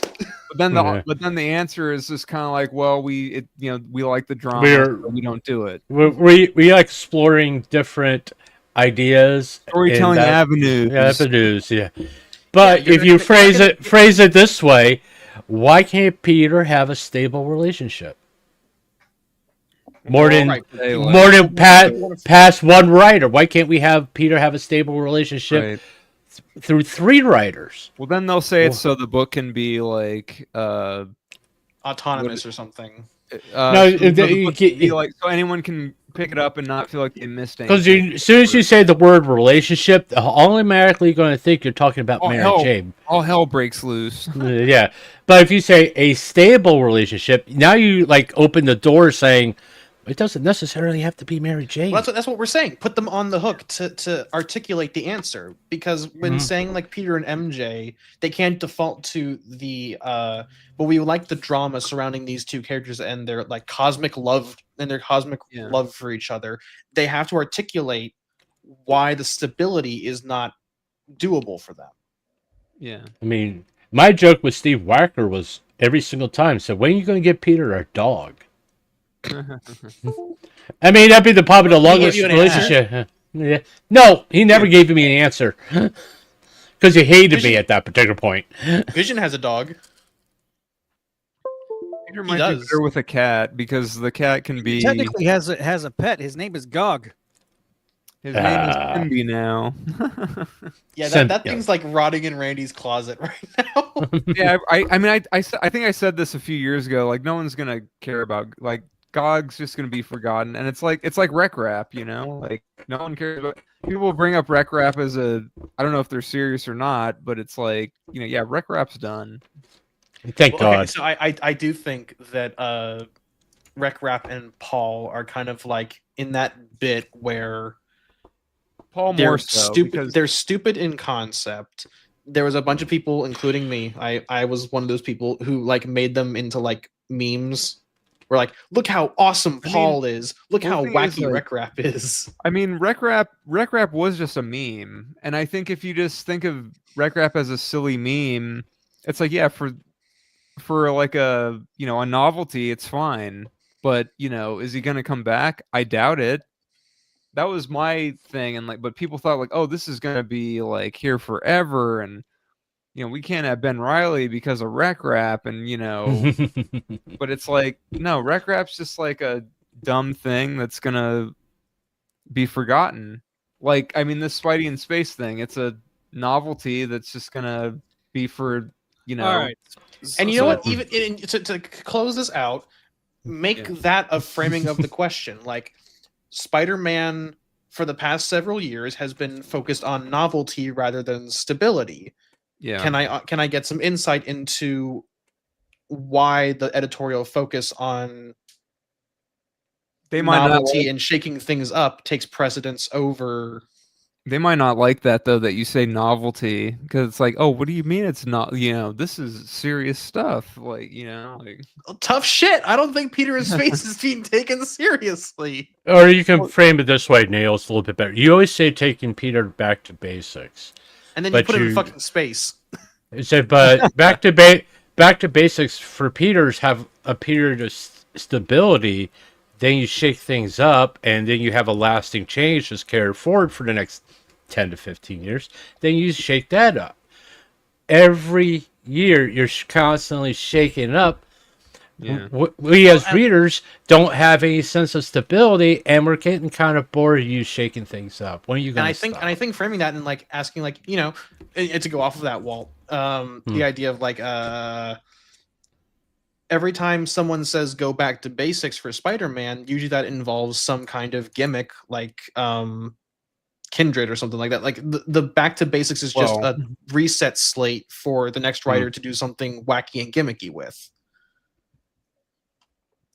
Yeah, pretty much. I think Kindred was like, it was. I'm using Kindred off the top because that's the first one I thought off the top of my head. But like, Well, it's like the thing Paul, is, I don't know. we said this earlier. Well, I said it earlier. Like, someone you saw the tweet, Neil, about like, oh, the wait, why can't we have like one issue where Peter does like Grounded, helping the everyman kind of thing, helping the civilian. And it's like, oh yeah, well, everything's like a 5 or 6 issue arc, and if they do that, it's usually at the beginning of an arc, and then it leads into something else. And then I feel like the closest we got to doing that kind of thing was like the trivia night and Spencer's run, and then maybe like a couple things in Beyond or something, and maybe like something in Wells' the run. outlandishness of the plots. I remember that tweet.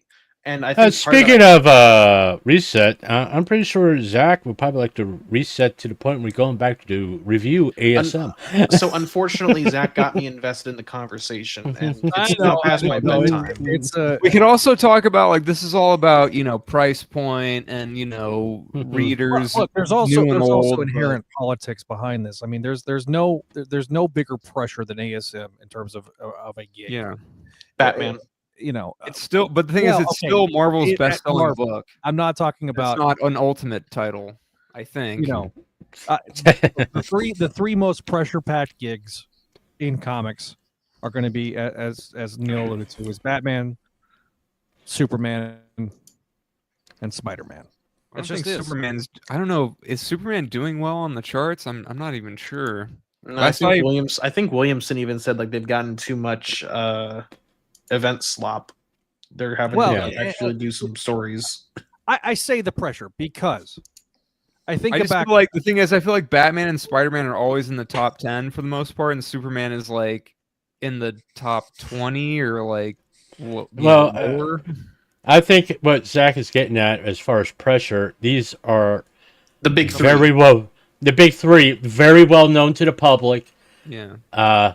And when someone's going to a comic book shop, they're either going to pick up a Spider-Man comic, Yeah. a Batman comic, or a Superman comic. Alternatively, they pick up My Hero Academia Volume 1 for $10. or Sure. in the reason that I say it's pressure packed is because friend of the show Ron Friends, which is still bizarre for me to say, but friend of the show Ron. We should do an interview with him just regularly. We should do one of those like history, like like what comic book historians did, where it's like, let's talk about your career, Ron. Yeah, no, we just need to have him on just to shoot. Yeah, I think we should. I think he'd probably be up for it, right? I do also want to point out something that I mentioned in the crawl space. That's Discord. again like one of those things that's like, oh, you're answering the same questions that you've heard time and time again. But I don't know. Some of these guys like doing that. I think Ron is, Ron. If you follow him on Facebook, he likes you, so I think he'll do it for you. Yes, he does. He does like me. So I did more than I ever thought I could ever deserve to have me like. But yes. So I did want to close out my contribution to the episode with following up on what Adam was talking about. That part of the problem with Spider-Man must always suffer. It's like Chief O'Brien from Star Trek, where he must constantly suffer. The problem with Spider-Man suffering is not necessarily that he is suffering, but like the absurd level of how he's suffering. Like he's constantly struggling with rent or bills, and like money and like going on a date. But Peter never actually experiences the consequences of those actions. Like a girl will throw a drink in his face or something, or like he'll like go, fuck my bills. There's Capital One telling me to kill myself, but he never actually faces. Isn't even that overblown sometimes? Like, because I mean that comes up like, I mean it barely comes up now, but like even in the past, sometimes it would come up, but it was like usually he would have some kind of solution for it. But the problem, is that they learned. There was a lot of people that learned the wrong lessons of things like Spider-Man 2. Yeah. Right. No, I think the thing is where the suffering is like comedically overblown. Yes. Yeah, but I think it works for that. I mean, having seen it in theaters recently, the 2.1 version, like it's, I don't know. It's not like that. It's a bad thing, and I'm not. And please don't tell. Don't. And I want to point out the distinction of Spider-Man 2 is that it's a pretty self-contained movie, but also thematically relevant to Peter's struggle within the movie, that he's piling too much on himself. Yes, he's overburdening himself with responsibility and suffering. Yes, cosmically stupidly as a result. The issue with like the Whacker Low era is that Peter like goes, oh, woe was me, and does some Ayn Randian bullshit about his bills, but he never faces like any consequence. He never faces like homelessness or like, do I have to prioritize my web fluid or groceries? It's because when they did that was called the Mackie Burn reboot, right? But even that, like, my point in that is that the classic comics, he's not. It never feels like he's actually struggling. It never feels like he's making human choices. He just goes, fuck my bills, and then it magically gets resolved off screen, only to be reset when someone wants to point out how down in the dumps he is. Yeah, this character, I think this character isn't as complicated as people make it out to be. You know, like, I don't know. I think the thing is, and listen, what I take from Spider-Man 2 is balance, and I think balance is what the comics need, and I think balance is what the comics used to have for the most part, and now it's kind of unbalanced. Ironically, Spider-Man 2 by Insomniac also preaches that lesson. Unfortunately, it is not Spider-Man 2 by Sam Raimi, and therefore it fumbles its messaging entirely awfully. Man, we really need to sit down and do a review of that game. Okay, well, you're going to talk about ASM 14, which I don't care about, so I'm going to leave, and you guys can have fun. Thank you for your contributions, my friend. We really do You're appreciate welcome. you coming back in to give me shit. You're welcome. Bullying Zach. Yes, thank you, waiter. Oh, man. It turned into some very interesting conversation that we may have to sit down and clip for. No worries, Neil. You just created more work for yourself. That's okay. I'll put on this tab. All right. Thanks, Neil. Appreciate you, brother. All right. Even people saying bye to Neil. Okay. So let's talk about ASM 14 because, good God, I did not expect us to go on a 25-minute tangent. I appreciate you attempting to try to steer it back. No problem. Icon, Quit trying to get me to sign in on this computer. I don't care right now. It's not the time. All right. So Joe Kelly's the writer. Ed McGuinness with Todd Knock. So when Spider-Man was defeated by Hellgate, the final punch launched him into space, leaving New York without Peter Parker and his web alter ego. In his place are Ben Reilly posing as Peter and Norman Osborn masquerading as Spidey, while Ben conducts science experiments with Peter's personal life. Norman, nobly more violent attempt at heroism, has caught the attention of the other Spider heroes, and they are not happy. But fellow Spiders are not the only ones whose attention Norman's attracting. It's the blurb from the issue. So we open up with Norman in his fireplace with the nude or in his underwear. I don't know. Probably naked, because I mean Norman would walk around naked just because he's that arrogant. So we're kind of interspliced with the flashbacks of the Spiders telling him, no, you need to quit. Stop while you're ahead.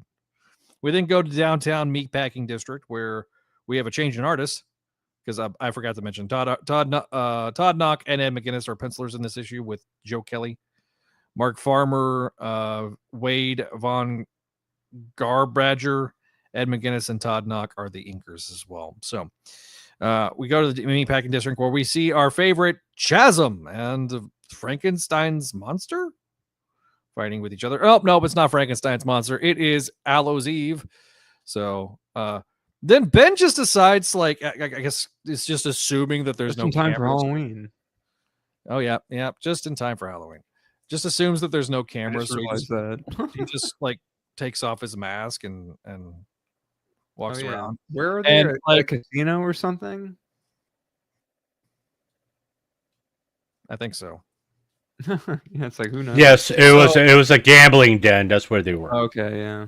Yeah, basically human trafficking, stuff like that. So we have Janine kind of irritated that Ben is playing the role of Peter. God. Damn it, Nick Pinkman. Damn it. Damn it to hell. All right. So That's one big eggplant. that is. Oh my God. All right. So we then cut to a quick change of clothes and a conversation later. So we have Peter's hot boss. So this is clearly not setting things up. Right. Yeah. So Dr. Azamali Milton is the name of the person. So basically she reveals that she has the reason that she takes and uses a lot of PTO, personal time off, is because or paid time off, is because of her son. And just as she's starting to open up to Peter, because this is not being set up as love interest number 5, we have Norman Osborn showing up to interrupt the proceedings. The doc is not happy that Norman's here. Peter She doesn't like him. She does not like him. She uses the classic icicle word balloon that was made famous by Betty Brant. So Betty Brant and Liz Allen from the Lead to Go days. So basically Norman's like, hey, I need to talk to Peter. This is kind of urgent. So Norman whispers, "It's over, Ben. We're done playing pretend." And Ben then realizes, Over, Ben. I have the higher ground. and then Ben's like, "Holy crap, you're the fake Spider-Man." And now the doctor, Which made me realize that they didn't actually a phone call, right? So I realized at that point that like he didn't realize that before. I was like, oh yeah, that's right, I guess. I thought they already knew I don't that. think Walter was Yeah. behind the eggplant. So basically Norman tries to convince the doc, hey, don't be an absentee parent. I was an absentee parent and it didn't end well for me. When all of a sudden, in typical Spider-Man 2 fashion, a giant explosion occurs to where Norman, aka not Peter Parker, Which Spider-Man 2 fashion, the the explosion with like the scene in the cafe with. Oh yeah, okay, that's what I thought. Yeah. So you got not MJ versus not Peter. You have this giant monstrosity of a robot that's I'm sure going to be made into a Marvel Legends one of these days. That can probably. I don't know. I think it's too. I think that's a little too. That's going to be too niche. So then, I don't think this is a. I don't think this is a.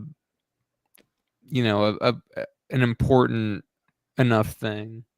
I mean, Norman calls it a knockoff Spider Slayer, so I don't know. There's going to be a Spider Slayer thing. There's going to be a Jonah Spider Slayer, the first one, before this. If this ever does it at all. So we have Aunt May showing up to not Peter's apartment when And dies.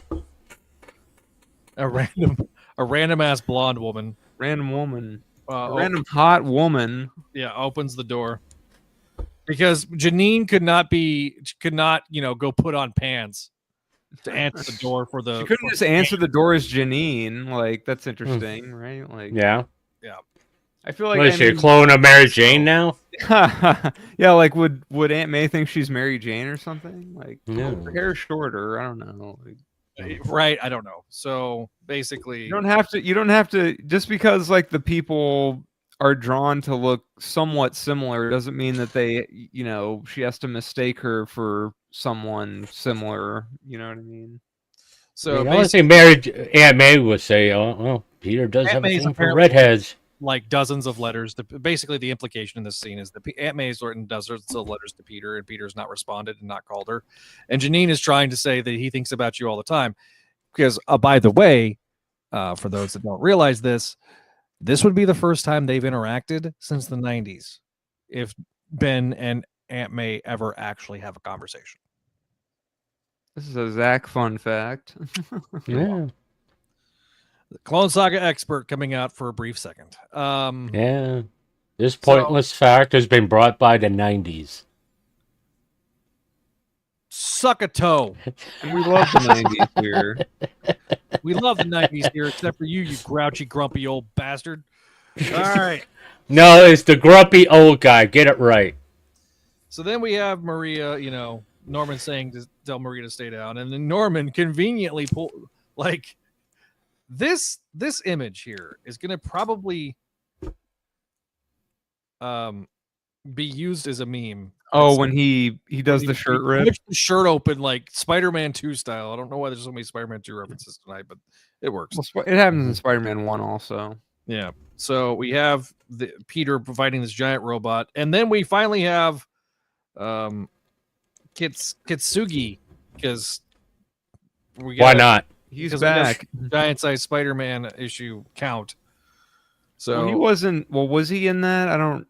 Is that wait? Did he first appear in that? I thought maybe he first appeared in this run, but was it actually in the giant size thing that I didn't read? I don't know. I think he appears in. I remember he was in 8 Deaths, I believe. No, yeah, he is. Or well, I don't know if he was in 8 Deaths, but he's been in this run. But like, oh, if he was in the giant size issue, like, it's like, okay, that's interesting. I don't know. For some reason, I don't know who created him. I thought he was Joe Kelly's creation, but I don't know. It's kind of like that bit in Clueless. Fetch is not going to be a thing, so stop it. Yeah, I think that's Mean Girls. But whatever. That's fine. I haven't seen it. Well, no, I've seen Clueless actually. I haven't seen Mean Girls. So, as you were saying, Zach. Yeah. So Norman, this brand new Spider Slayer, because we don't want to have enough of those in Marvel Legends. By the way, we need more Spider Slayers. We then Goblin Slayer, technically, I think. Yeah. So that's what they're hyping up in the solicits is Goblin Slayer. So we then have the Rand Applied Sciences, aside where George Santos has grown some stubble because he shaved half his beard. He doesn't. It's funny because he doesn't like. I always like, wait, is that him? Like, no diss to Knock or anything because I like Knock's artwork in this issue, but it's like he almost looks like a completely different guy. Well, in that first panel, he almost looks like a completely different guy, and then the second panel, he looks more like the George Santos we know and love. He's a little skinnier. So, yeah. Oh yeah. Okay. Rapid appeared with the giant size. This pottery Captain America first appeared in the helmet. Yeah, I was gonna say I think the Rapid guy. I think because I read that in the backup for the one. Yeah, Yeah. Rapid came up in the recent anniversary thing, and I think I read that he was in the giant size thing. So yeah. Anyway, yeah, I think Kintsugi is a Joe Kelly thing, which is just a random addition. Anyway. Yes. So obviously, Spider Slayer tells Spider-Man, "Our quarrel is not with you. We want Norman Osborn. We want to kill Norman Osborn." Blah blah blah. And the funny thing is you're getting this inner dialogue with Norman throughout the issue. You're talking about how he's not a good man, but he feels like one, and it's terrifying, and that he loves it. So you then have Peter because he starts. Well, the thing is, the context is he hasn't been doing a lot of. He's done no Spider-Man stuff during the day, and he's in the daylight it feels different. Yeah. Which is a fair point, because it's, I don't know. I can see that. Sorry. So then we get to the final page of the issue where Electro is upset because they didn't get to Norman, but the Hobgoblin is here to help out. So we get to the Spider's Web, which is the letters page. Oh, no. We have Michael Miniboo, and then Cosmic Carlos, and then Tombstone Tyler. Shout out to them. But the thing that I am going to have to reference, Adam, the reason that Adam's saying, no. Oh, no. It was just because of it wasn't because of the issue. It was just because of the letters page in general, which I didn't really fully read because I had to step out. But I did notice that was a very the Clone Saga issue, cover that immediately caught my eye too. And so this guy named Caden says, "Hi, I want to join in on the first Spider-Man comic that inspired me to keep reading. My first issue was during the Clone Saga of Ben Reilly and Spider-Man. I came home from school one day and my dad had bought me this issue along with Spectacular Spider-Man 223. To this day, the Clone Saga has been his all-time favorite story arc in Spider-Man. He has bought every issue that has come out that includes Spider-Man and Scarlet Spider." So that issue that is in there, the cover that is in there, is issue Spectacular Spider-Man number 223. Now, the reason that immediately perked my ears up was because that is also my first issue of Spider-Man. So nice. So we then get the Spiders and Symbiotes lowdown where we get all that. Oh yeah, whatever. Yeah. Bullpen bulletins, but Spider-Man eyes, which reminds me of the 90s. Speaking of, it's a novel idea, but I don't know. I mean, it's fine. The creator profiles are okay. I think that's the best thing about that is having the creators do a little thing, a little Q&A. Oh yeah. Yeah, I like this month's host, where it's Tom Gornman, the associate editor, works on ASM, Miles Morales, Black Cat, and more. So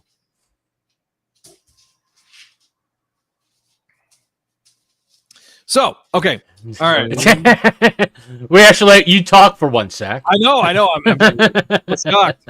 He's getting his bearings. He's like, I don't know. All right, so let's go around the horn. Adam, give me your thoughts. What you think of this second issue? I don't know. Not much. I mean, it's fine. I don't know. Some of what we said about the last one about an hour ago, feels like it can just as easily apply to this. Kind of. It just feels like filler a little bit, and I just kind of wonder. I just wonder what the thought process was for this story, because it is. I mean, it's interesting. Again, it's another novelty. With Norman as Spider-Man and Ben as Peter.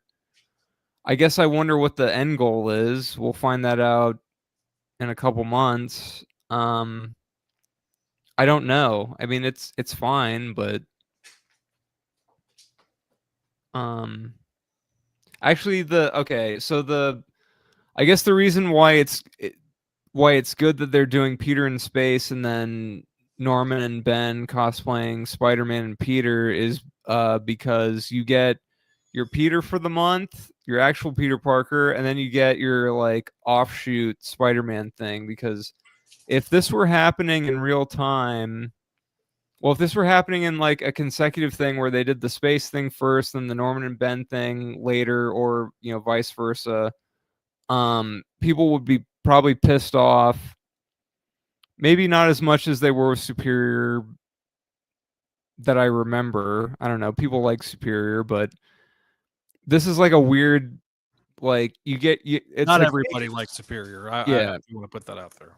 Yeah, not it. Well, I mean, people were fine with it, but like people were pissed off that there was no, about the whole thing. But I guess I'm just thinking in terms of like a Peter Parker Spider-Man book. In this instance, you have your cake and you eat it too. You have Peter in space, and you have this other thing, this like Superior Spider-Man 2.0 weird thing going on at the same time. So there you go. If they did it separately, people would probably be pissed off because it's so decompressed and whatever. I don't know. It's just I don't know. I think it's a weird storyline. Not badly written, but just odd. It is a very strange storyline. Grumpy guy. I turned my camera off when I tried to unmute. I liked it. The inner monologue with Norman, it always fascinates me. Giving a little bit more character insight to Norman is, to me, I enjoy. His inner conflict, being afraid of going, lack of a better way to put it, goblin mode in a Spider-Man suit. I mean, and him dealing with the repercussions of his intervention with the Spider Quartet. Yeah, it was good. Ben's part here, I think they could do more with Ben and like pull back. Hopefully, in the next issue they pull back on Norman, focus on Ben, and you're not doing a lot with Ben, which is no.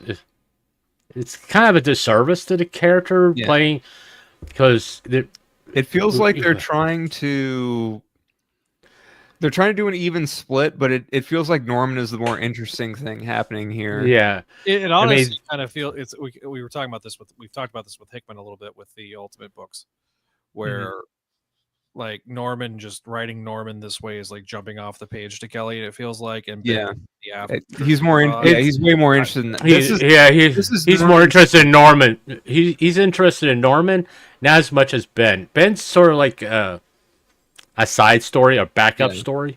Yeah. But what you could do with Ben is basically confront his demons, like talking to Aunt May. Yeah. Listen, that would be very a lot. Yeah. There is a lot they could do with Ben. Having him, see Aunt May, would that be something that heals his psyche? I mean, he's not being Ben. He's actually being Peter. He's not being a caricature of like and Joker, the way that at times they were writing Chasm before, especially. Right. Yeah. This version of Peter seems to have all his marbles, or Ben, excuse me, seems to have all his marbles, which is actually refreshing. I will say this, and I've not commented a lot on Ben here, mainly because they thank God. Suck a dick. But I will say this. I massively prefer Joe Kelly writing Ben Reilly, and I never thought I'd say these words. Well, sure. Thus far, I have massively preferred Joe Kelly's interpretation of this version of Ben Reilly. Well, we didn't. The thing is, it's interesting because I guess Zeb Wells. We kind of talked about this. Well, I kind of mentioned it one of the last times we talked about this Ben stuff. Like, all of a sudden, Ben seems like relatively normal. Yeah. Like, I mean, I guess he retained his intelligence. Like, I guess the whole identity crisis thing was just like he forgot like everything except for fragments of whatever. But I guess he's not.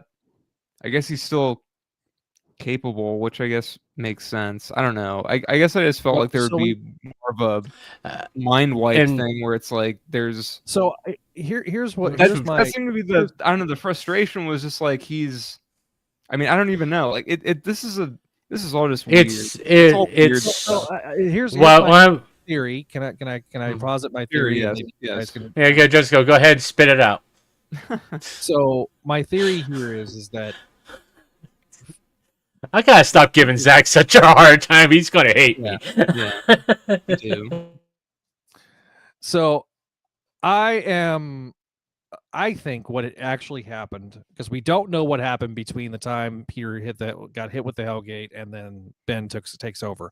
Yeah. What I think happened is that Peter goes to Ben and says, "Look, I have to go get stronger. I need to go take care of this. Can you please help me? And by me helping you, or by you helping me, I will help you retain more of your memories and get you back closer to where you want to be." I think that is the story that we're going to see. I like that. Whenever we see Peter and Ben re-interact. I think that is the right story, if that is true. Yeah. I think it is. Ben is still being a dick for no reason, but right. Well, he's being closed off. Yes, he's still being he's keeping everything very close to the vest, and like it's just me and Janine still, like, which I think also says to me he doesn't want to hurt Peter. Right. Like they've come to some sort of truce and agreement, which I do like that. Which is closer to what we saw at the beginning of Beyond when they first were re-interacting with each other, right? Mm-hmm. So I'm kind of thinking that we're getting Peter and Ben closer to more or less a factory setting situation. I still hate the chasm suit. I hate the color scheme. I think the color scheme is okay. I think it's just like a little too complicated, and I think with these comics you need something that's more design friendly, minimal, easier to draw. What is interesting? No diss on Gleason, because Gleason is great, but I just feel like I think some of what he did with like the spider logo specifically, it's too busy. Yeah, like it was good for him drawing it, but for other artists, maybe not so much. Like the only ones that I've seen that I've liked. I mean, I do like Knock here drawing it. I do like McGinnis when he's drawn it. Yeah. But I think it is interesting because there is a little bit of a funhouse mirroring of Peter directly being involved with Norman and Peter, or Norman and Ben here. I think there's a lot that psychologically you can get into with Ben and Norman. I've said this before when they interacted briefly during Dark Web. There is some layers upon layers of some psychology stuff that you can get into with Norman, because Ben is a creation by proxy of Norman. Technically, yeah. I mean, Norman is the one that bankrolled his creation. He's the one that helped. That and the High Evolutionary, but we don't talk about that shit. He's the one that bankrolls Miles Warren into getting and creating Peter Parker, and so like there's a connection, a lot of depth, and look, there's a lot of connection there. I mean, the fact that this is a Ben that has died 28 times. Why can't we have the 28? Why can't we have the 28 deaths of Ben instead of the 8 deaths of Spider-Man? Well, we did. It's called Clone Conspiracy, and if you want to listen to some entertaining guys that will completely rip a story apart for 2.5 hours, I will tell you that is the Clone Conspiracy episode. But nice. Hey, I set that up for you, buddy. Yeah, well, that was. Thank you. I appreciate that. Only on Spideydude Radio Network at Spideydude and Clone Saga Chronicles. But the problem, look, you guys, I've talked about this at nauseum, and we're 2 hours into this episode, and we were going to do 2 more books, but I'm just going to cut it off here because I wasn't expecting to have a 30-minute soliloquy about how to ask questions. Well, can I finish my review at least? But I'll let you finish your review, and then we'll give grades. And so, if you guys want to leave your grades in the comments, we will pull them up on the screen. I know, Garrick has already. Yeah. As I was saying, that there's a big missed opportunity with Ben. What I got out of Ben's unwillingness to interact with any of Peter's social circles, including Aunt May, he's afraid. He's afraid of going down that road again. Because part of his memories is back when he thought he was Peter Parker. And he doesn't want to, kind of screw up Peter's life. But I do really think the main story with Ben is him to interact with Aunt May. Beyond Norman. Because that's like, as much as I don't like Aunt May is a linchpin to Peter's life. Yeah. Okay, so... Well, he's also... He was the linchpin of Ben... Because Ben's story really is he was running away from his problems. He was doing everything he could to get away from Peter, forge his own identity, forge his own path. But there is that familial love that he has for Aunt May that pulls him back to New York. Despite his best efforts, he ends up coming back to New York because Aunt May has the stroke in the Clone Saga. So what you're saying, Walt, and I think I agree with you on this, is that for an emotional moment, the emotional crux of this story for Ben is going to be when he finally confronts Aunt May. Because, again, like I say, similarly to Norman and Ben's reactions in the past, this would be the first time that Aunt May and Ben have... Hey, they're interchangeable. that May and Ben have interacted with each other. Because when he dies in Peter Parker Spider-Man 75, he's under the impression Aunt May's dead. Yeah. So what I'm basically getting at, that's the real story here. It's not Ben and Norman. It's Ben and Aunt May. Yeah. Okay, yeah. That's the emotional impact that, I'm not going to say needs to happen, that would be a memorable event in this, whatever you want to call it, space story or in this Superior Spider-Man 2.0. But that would be the memorable event. If I was to give grades here, 13, I would give it a C+. Really, it wasn't bad, but just slightly out of 10. Doing stuff out of 10. Yeah, a 7.8 for 13. I think it had some good, really interesting moments, but it really does feel like a filler issue. And for 14, I would give it an 8.3. Okay, so 7.8 for 13. 8.3. That's about B-, I would say. No, it's like a B, I think. Yeah. 8.3 out of 10. I forgot about the numbers. Yeah, we're doing numbers on ASM, not letter grades. Adam, your grade for 13.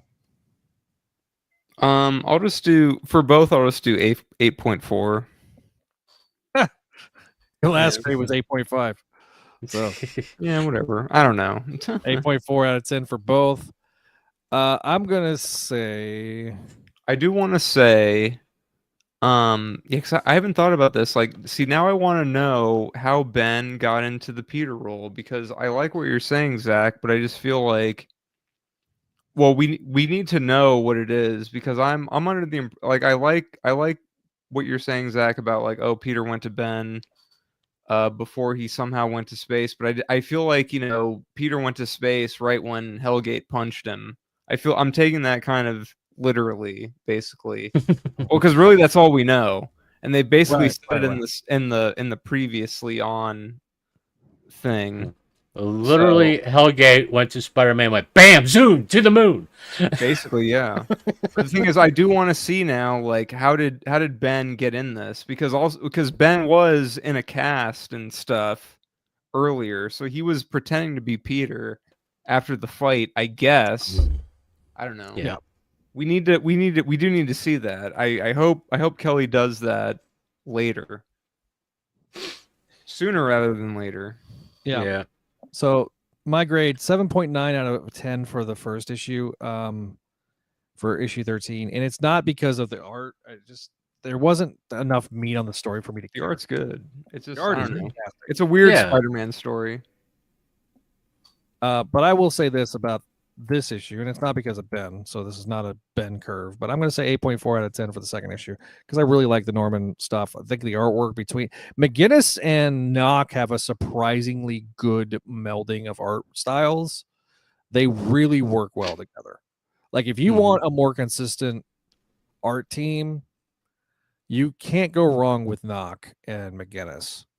Not saying I don't love JRJR. I would love more Gleason as part of the rotation, and I love Pepe Larraz. But, like, the art styles of Nock and McGinnis kind of flow better together. I guess, we kind of come to consensus on our grades here. We're all feeling the same way. I am positive about this run, and I know some people aren't, but I am overall positive about this run. And look, I feel like I'm not positive about the run, but I don't think that's a bad thing. Or No. I don't know. Like I don't know. I think the run. Okay, this run is inherently solid. Yeah, And it's not bad, but it's fine. It's not blowing your hair back, in other words. No, yeah. I mean, Well, nothing I'll about this be is honest like, with this. oh man, I need to keep reading this. You know, Yeah. I need to see what's happening next. It's not the quality that I like with Ultimate, just to compare it to Ultimate, or even the quality of, because I liked genuinely Spider-Man Team Up quite a bit. It's not quite up there, but it's really a interesting, solid start to a run, right? Because we're only 7 months in to this run, so it's really kind of hard to judge it as a whole. But I am interested. Like, I mean, these are interesting things. There's some interesting ideas in play here. 8 Deaths for Spider-Man was boring because I just despised the premise. Oh yeah, that was definitely filler. That was a gap filler. It was extremely poorly executed. I mean, it had some good art at times, but it was just tonally was completely wrong as a Spider-Man story. That being said, since we got past the 8 Deaths of Slop, that now we're into a run proper.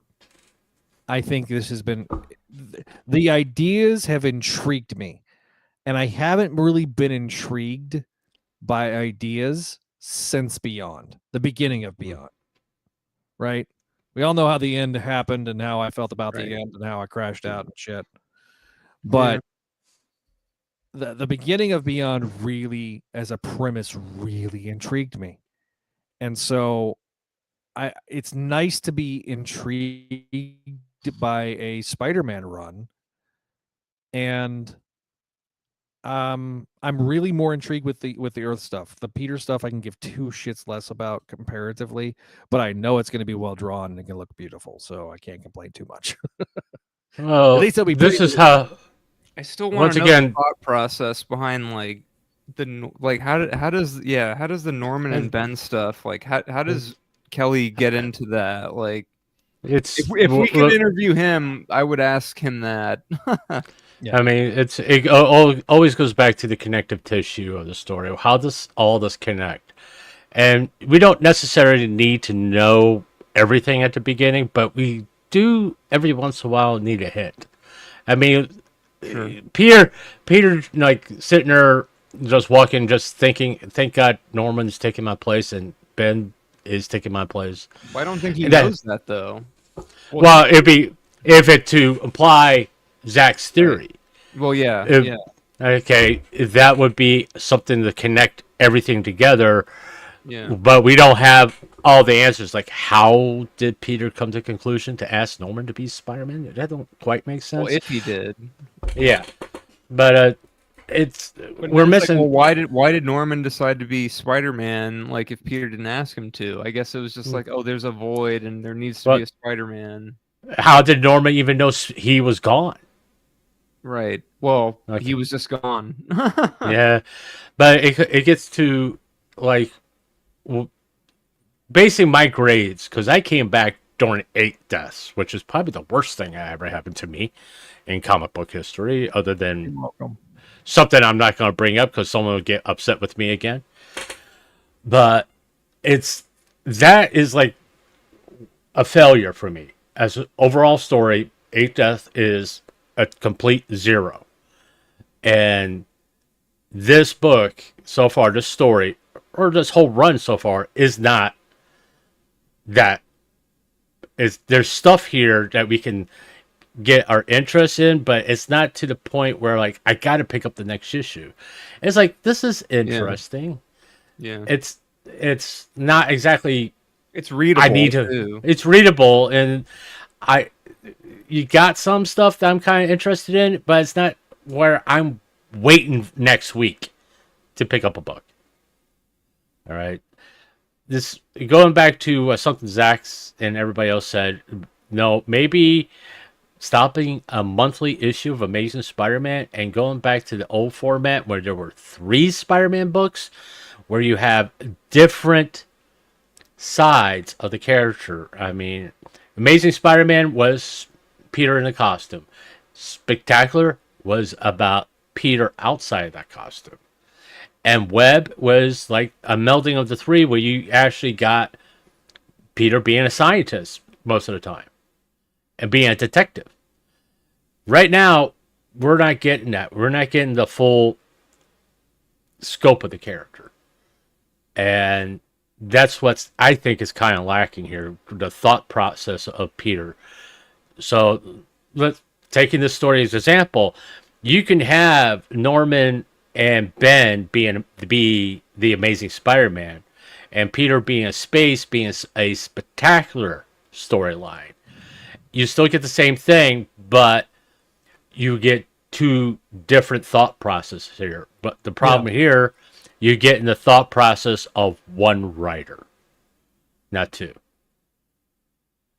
So I think that's the problem here. But no, are we going to do the other 2? Of having. No, honestly, I'm getting burnt. Okay. We'll do. Thank you We'll for do. making me. We'll do both. Thank you for making me speed read those 2 issues. Well, You're welcome. I mean, we can do. You want to knock them out real quick? Let's knock them out real quick. We can knock 'em- yeah, just super short synopsis. Okay, let me. And before we do that, I was going to go through the. I was going to share the variant covers because we hadn't done that for this issue. Yeah. So, all right, we've got this variant cover. Walter. Yeah. That we can't see because you got a cover in front of it. Oh shit! Hang on. Ah, shit. Ah, shit. Okay. Ah, dang it! Dang it! Dang it! Hey, look, it's Walter. It's 2 Walters right there. 2 old men. More Hey, Papa. Zach. Guess what? You can go fuck yourself. Thanks. All right, you used your one. I've been saving right, it. We got the number 14 Amazing Visions. So this is probably my favorite of the Amazing Visions covers. Mm-hmm. It's still not did a- mostly my cup of tea, but this is like my favorite of the bunch. He did a sketch of that a while ago. I wonder if he kind of if he took if he kind of redid that, or he totally did, like he took that as a base, or if he redid it in full. I don't know, but he's definitely done that before the 33 homage. So Then we got the sleeping one, the sleeping Spider-Man. That's nice. This one was done by Corey Smith. I should probably mention the artists. Yeah. Hey. Then the old man one, the Bumpets one was Joshua Cassera, and then obviously the Lee Bringermo is also in there, and then we have Jay Anacello, Celto. I don't know how to say his name. So just a very generic cover here. Sometimes generic is good. Yeah, and honestly, this is a solid cover. But the problem with this cover is this is like the old Bill Jamis poster cover. Right. Like that's my only issue with that. So all right, so we got that. So those are the variant covers for the issue. And then if you want to hold off doing these other two like another day, we can. I think I kind of do. I think we're kind of at the this is a longer episode than I expected it was going to be. Yeah. I mean, it's all typically it takes us a while. I thought it was going to be long doing just 4 issues, but it got long because we had a huge guest panel. Yeah. We had a couple of pop-ins and guest appearances and derailments. I mean, well, I'm here. Everybody wants to talk to me. Of course, everybody's going to show up. Of course, yes, you are the star of the show. Yes, I am. All right, so let's talk Patreon. So I want to mention some Patreon subscribers. Couple that I want to mention here that are not going to be up on the screen because Neil has not updated the graphics yet. So we've got Ryan Reed is our newest Patreon subscriber. So he's a $15 a month subscriber. So we really do appreciate that. We have David, Old Johnny Devick, and Eric. They're also new subscribers, as well as Van.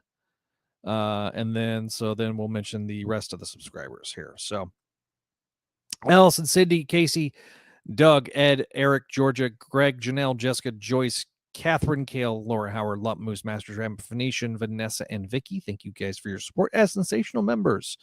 So as I mentioned, we had David is a $5 and up patron, and Van is and Old Johnny Devick are $1 and up patrons. Eric is a $25 VIP, and then Ryan is a sensational patron, so $15 and up sensational patron. So Ryan joins Tara as our spectacular patrons, and Mr. Eric joins Walter and Vinkman on as VIPs. We really do appreciate everybody's contributions to the website and helps us pay the bills and helps me pay Mr. Neil for his time and his graphics. We've got Books of X. A new episode is out now with myself, Ashley, and Neil talking more about Krakoan era of X-Men. We've got Voices from the Eyrie, the video versions of the particular show. Got a new episode coming out very soon. They're recording it. They're going to be talking about I would be holding the books up, but I think they're going to be talking about Fantastic Four Gargoyles, amongst other things. ASM Classics is part of our season 1, is part of the Vault series, as is Clone Soccer Chronicles, the show that started it all. Spectacular Radio, also part of our Vault series, the show all about Spectacular Spider-Man animated series. One that will be coming part of the Vault series very soon, because it's going to be wrapping up later this year, is going to be the Sabusema era podcast. Remarkable that we are almost to the very end of that show's run. Also, Web of Music will be also on that particular feed, so check that out. We also have a Make My Mayday, a show all about Spider-Girl and her world, which is the sister program to this program, the Spideydude Experience. I want to thank everybody for watching us. If you're watching us live or after the fact, we really do appreciate it. Be sure to give us that like, that share, that subscribe. It really does help us out in the algorithms. So thank you guys for your support. We really do appreciate it. If you have not already, find us on the socials. You can find us at Spideydude Radio on Twitter, Facebook, Instagram, Threads, TikTok, at Spideydude Network. You can also find us at Spideydude Radio Network on YouTube. If you're listening to us in the audio edition, be sure to subscribe to us. We are at just over 925, almost 930 in terms of subscriber counts. We're always trying to add more subscribers. Be sure to give us that like, that share, that subscribe. Let people know that you're listening to the show. If you want to be like Walter and make Joker level calls on the episodes, you can always leave us voicemails at 818-925-6631. That is the voicemail line for the entirety of the Spideydude Radio Network. So just let us know what show you're calling about, and we will play it on the respective shows. If you guys have some final thoughts, we said this was a fun episode. Well, we appreciate, I hope I'm saying Sarek 2001. He's been in the comment section all night long with Venkman. We really do appreciate everybody that was making comments. Matt Bird, I just now saw yours when Marvel had a date. Oh yeah. So I'm sorry I didn't see your comment until just now. But we really do appreciate everybody that was in the comment section tonight. We really appreciate everybody that's watching us. If you're watching us live or after the fact, we do appreciate everybody that watches our shows and comments and gives us feedback. It really does help us make the shows better. So thank you guys for watching as Waylon decides to scratch himself as I'm doing this outro. But I will see you guys next time when I don't know if we're going to do Torn and Spider-Man 94 next time, or if we're going to do Black Cat. I'll have to look at the schedule, or if it's going to be Ultimate Spider-Man. So, yeah.